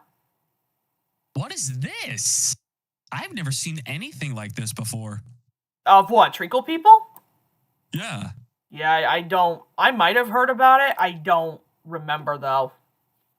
This looks like something you'd see off of Nickelodeon in the frickin' 80s. Well, remember, they said it was stop motion, so... So, yeah, stop motion would definitely be... I've never heard of this.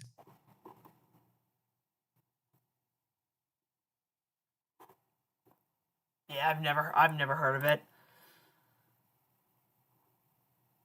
Okay. All right, let's move along with this one. Oh, here we go. Twilight Sparkle 2010.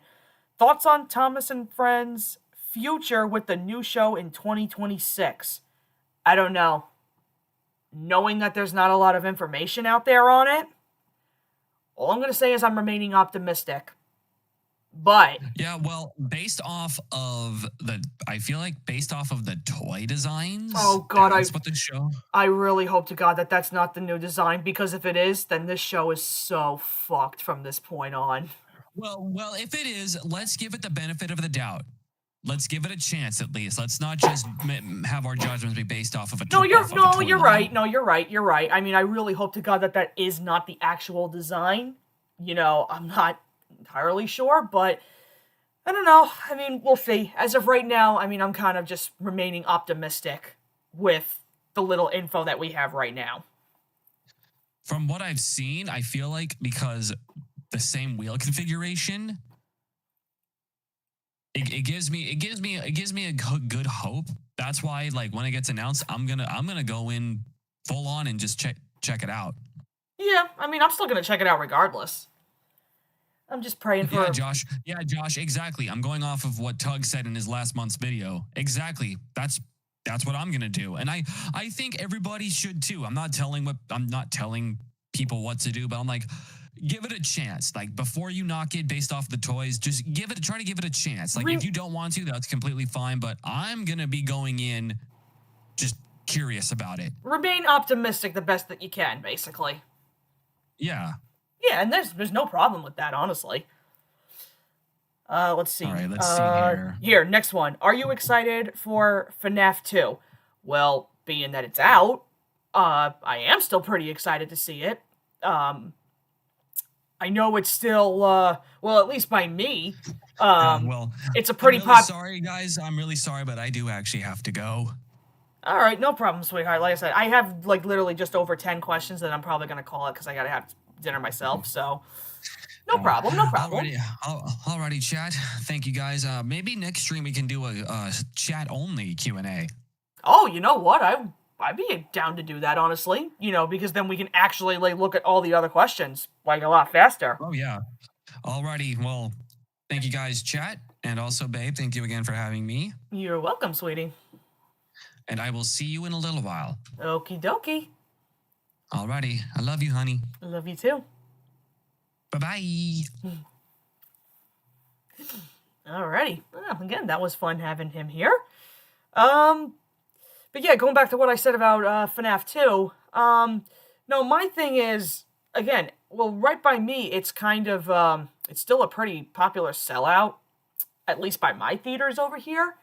I don't have the money to go see it right now because I'm trying to save up money for other shit. But what I am waiting for is for it to come out on Peacock in, like, April. So, as much as I do want to see it, I'm not in a rush. You know, I can wait 3 months, and it'll come pretty fast. So, either or, I am pretty excited for it. Let's see. If you had to keep one, which one would you keep? Thomas, MLP, or Theodore Tugboat? You know I'm going to go with Theodore Tugboat, right? Is that even that's not even a question for me. Why? You should know me by now. Let's see. Thoughts on Thomas Season 6 episode, Middle Engine? Well, you guys have already heard me talk about Middle Engine when I did my redone review of Percy's Chocolate Crunch. You know, I get the arguments. I really do. But I think there are worse Season 6 episodes, and that's just my personal opinion, honestly. If anything, I'm not sitting here saying it's great, but I don't think it's the worst. If anything, it's very mid. And that's where I leave it. Let's see. What's your favorite season from each era of Thomas? Classic Series, Model, and the CGI era. Well, Classic Series is Series 3. Model era, well, hit is Season 8. And the CGI era is Season 19. Okay. Let's see. Here's some from, let's see, Jet the Hawk 1994. If you could pick anyone to voice Dustin the rotary snowplow, almost said that wrong, who would it be? I mean, I don't know. Truth be told, I'm not really too sure. And I'm only saying that because with all the Thomas actors they got, they'd probably just give it to either Carrie Shale or Keith Wickham. I mean, they pretty much take over most of the Thomas roles anyway. So, yeah, probably one of those two. Let's see. Should SpongeBob have ended after the first movie? Well, see, a lot of people, I think, say that, but see, here's the thing. Season 4 SpongeBob was pretty good after the movie. But you do have a couple... Well, here's the thing. I think maybe personally it should have ended after Series 5, if I'm going to take a wild guess here. Only because Season 5 is definitely when I feel like SpongeBob started dipping in quality. So that's where I'm kind of like, okay, maybe it should have ended there, personally. Because then when you get from season 6 onwards, more and more of the bad episodes of SpongeBob do come out, even with the very occasional good ones, which is not saying very much. Again, SpongeBob is literally like Thomas in a sense. It starts off really strong, and then it gets really shitty as it goes on. There's a very overwhelming pattern with all of these long-running children's shows, unfortunately. Alright, what is the craziest WTF moment you've ever experienced? I don't know. Craziest moment? I don't know, honestly. I don't, I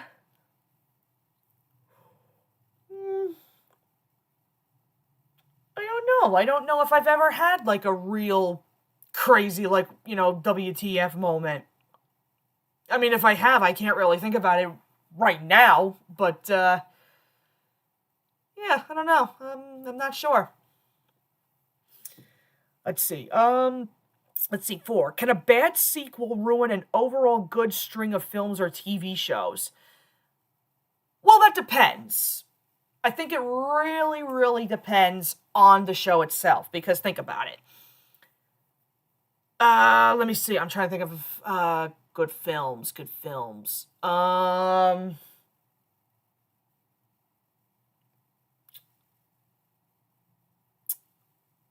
Let's put to you like a perfect example. Let's use this, okay? Let's use Sonic as an example, okay? So let's say you had a Sonic show, okay, that ran its course, and they decided to do, these couple of movies. Okay, fantastic. I think if you just keep going from where the movies picked off, again, making them canon, so to speak, then I think you're fine.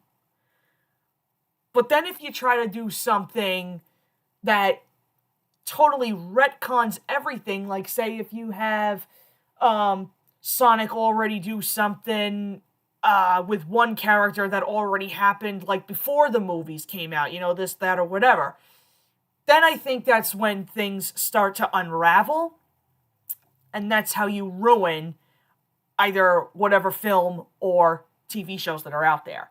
You have to always keep this stuff consistent, in my opinion. Otherwise, if one thing falls apart, then the entire thing falls apart. So, and I guess that also kind of falls into place with bad sequels. If there's a bunch of retcon stuff, maybe it does, in a way. Like I said, keep it consistent, and then, you go from there. Because once everything unravels, it was pretty much all for nothing, if you think about it.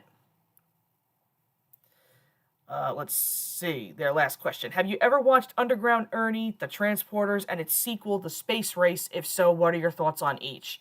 I know of Underground Ernie. I've never actually watched it, but seeing the images I've seen of it, I'm kind of creeped out by it. So, I probably won't watch it. And I've never heard of The Transporters or Space Race.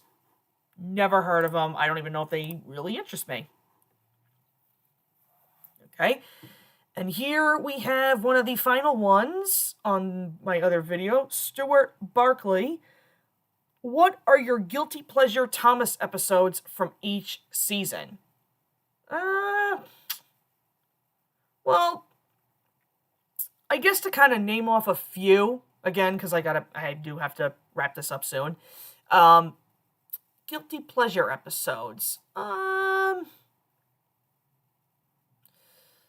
I guess I would say, I think for starters, I think one of my real guilty pleasure episodes, let me see.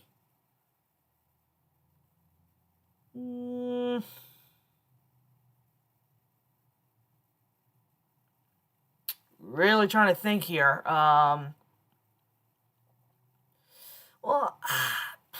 I guess one that kind of comes to mind is probably going into, like, I guess, say, season 2, for example, because I know a lot of people don't like this one.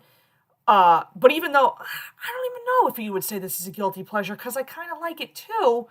One of them, I guess, that comes to mind is kind of Better Late Than Never, Runaway, They're guilty pleasures of season 2 for me as much as I, honest to God, like them.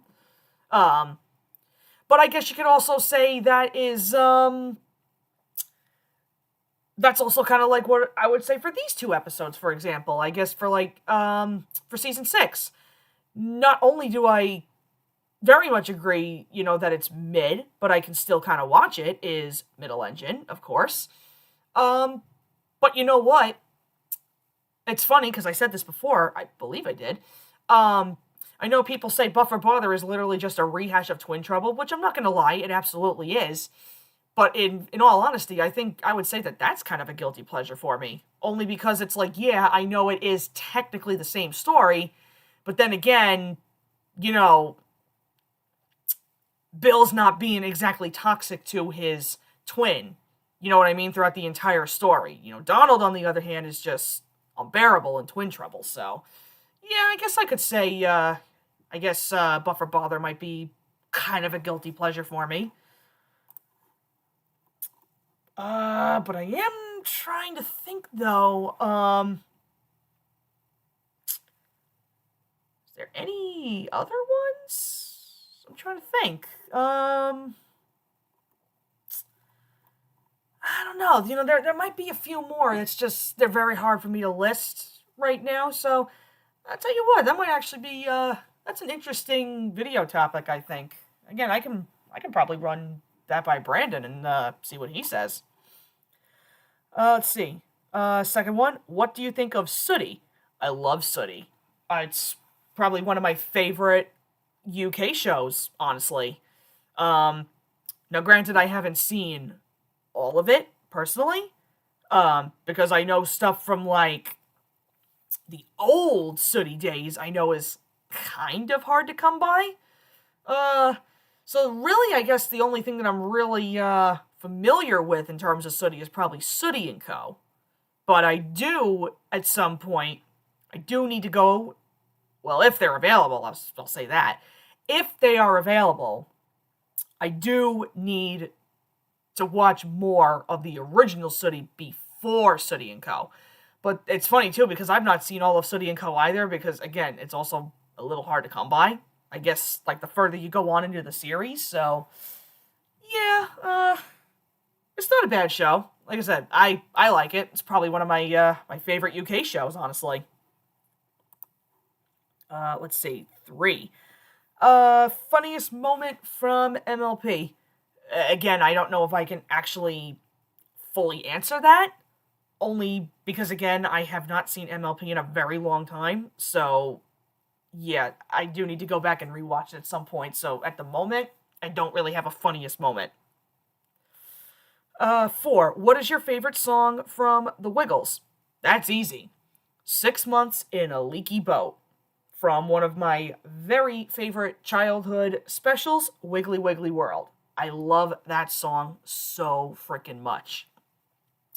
I mean, their collab with Tim Finn, he's amazing. An amazing freaking songwriter, amazing singer. I love it. Absolutely freaking love it. And what what really brings that up for me even more is a buddy of mine, some of you might actually remember this, a buddy of mine a long, long time ago actually got me a cameo from Greg, and he sang me part of the song. I still have the video. It's so freaking wholesome. Like, oh, I wish I could do that all over again. I'm telling you, like, I broke into tears, like happy tears. Because obviously, you know, Greg is my overall favorite Wiggle, but I love all the guys. But just to hear that coming from him, like, oh, that was so great. So, so great. All right. And the last one I have here is, would you have liked it if Thomas the Tank Engine had a Christmas-themed movie? Ooh. Ooh. A Christmas-themed Thomas movie. You know something? That doesn't sound like a bad idea. I mean, could you do it? You probably could.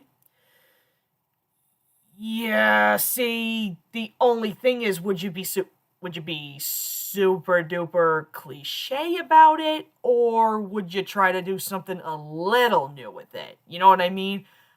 I feel like it could work. Oh, you know what I'm thinking? Oh, you could take Thomas and Percy's Christmas Adventure and you could turn that into a movie if you expanded on that a little bit, if you really wanted to. Maybe add in a couple more, episodes to boot if you really actually thought about that. You know what?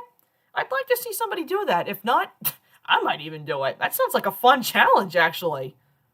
A Christmas-themed Thomas movie. Yeah, honestly, like that's pretty interesting. I might write that. I might. We will see. Okay. Well, I think, other than that, folks, I believe this is probably where I'm going to cut the stream off here, only because, by me, it's supper time. I am very hungry, and I would love to go and eat something. So, I will say this. I want to thank all of you guys for sending in your questions. Like I said, I know I didn't get to everybody in the chat, but I'll tell you what, if Brandon is up for it, I will do a chat-only Q&A. Why not? And then we can look through everybody's, we can take turns, this, that, whatever.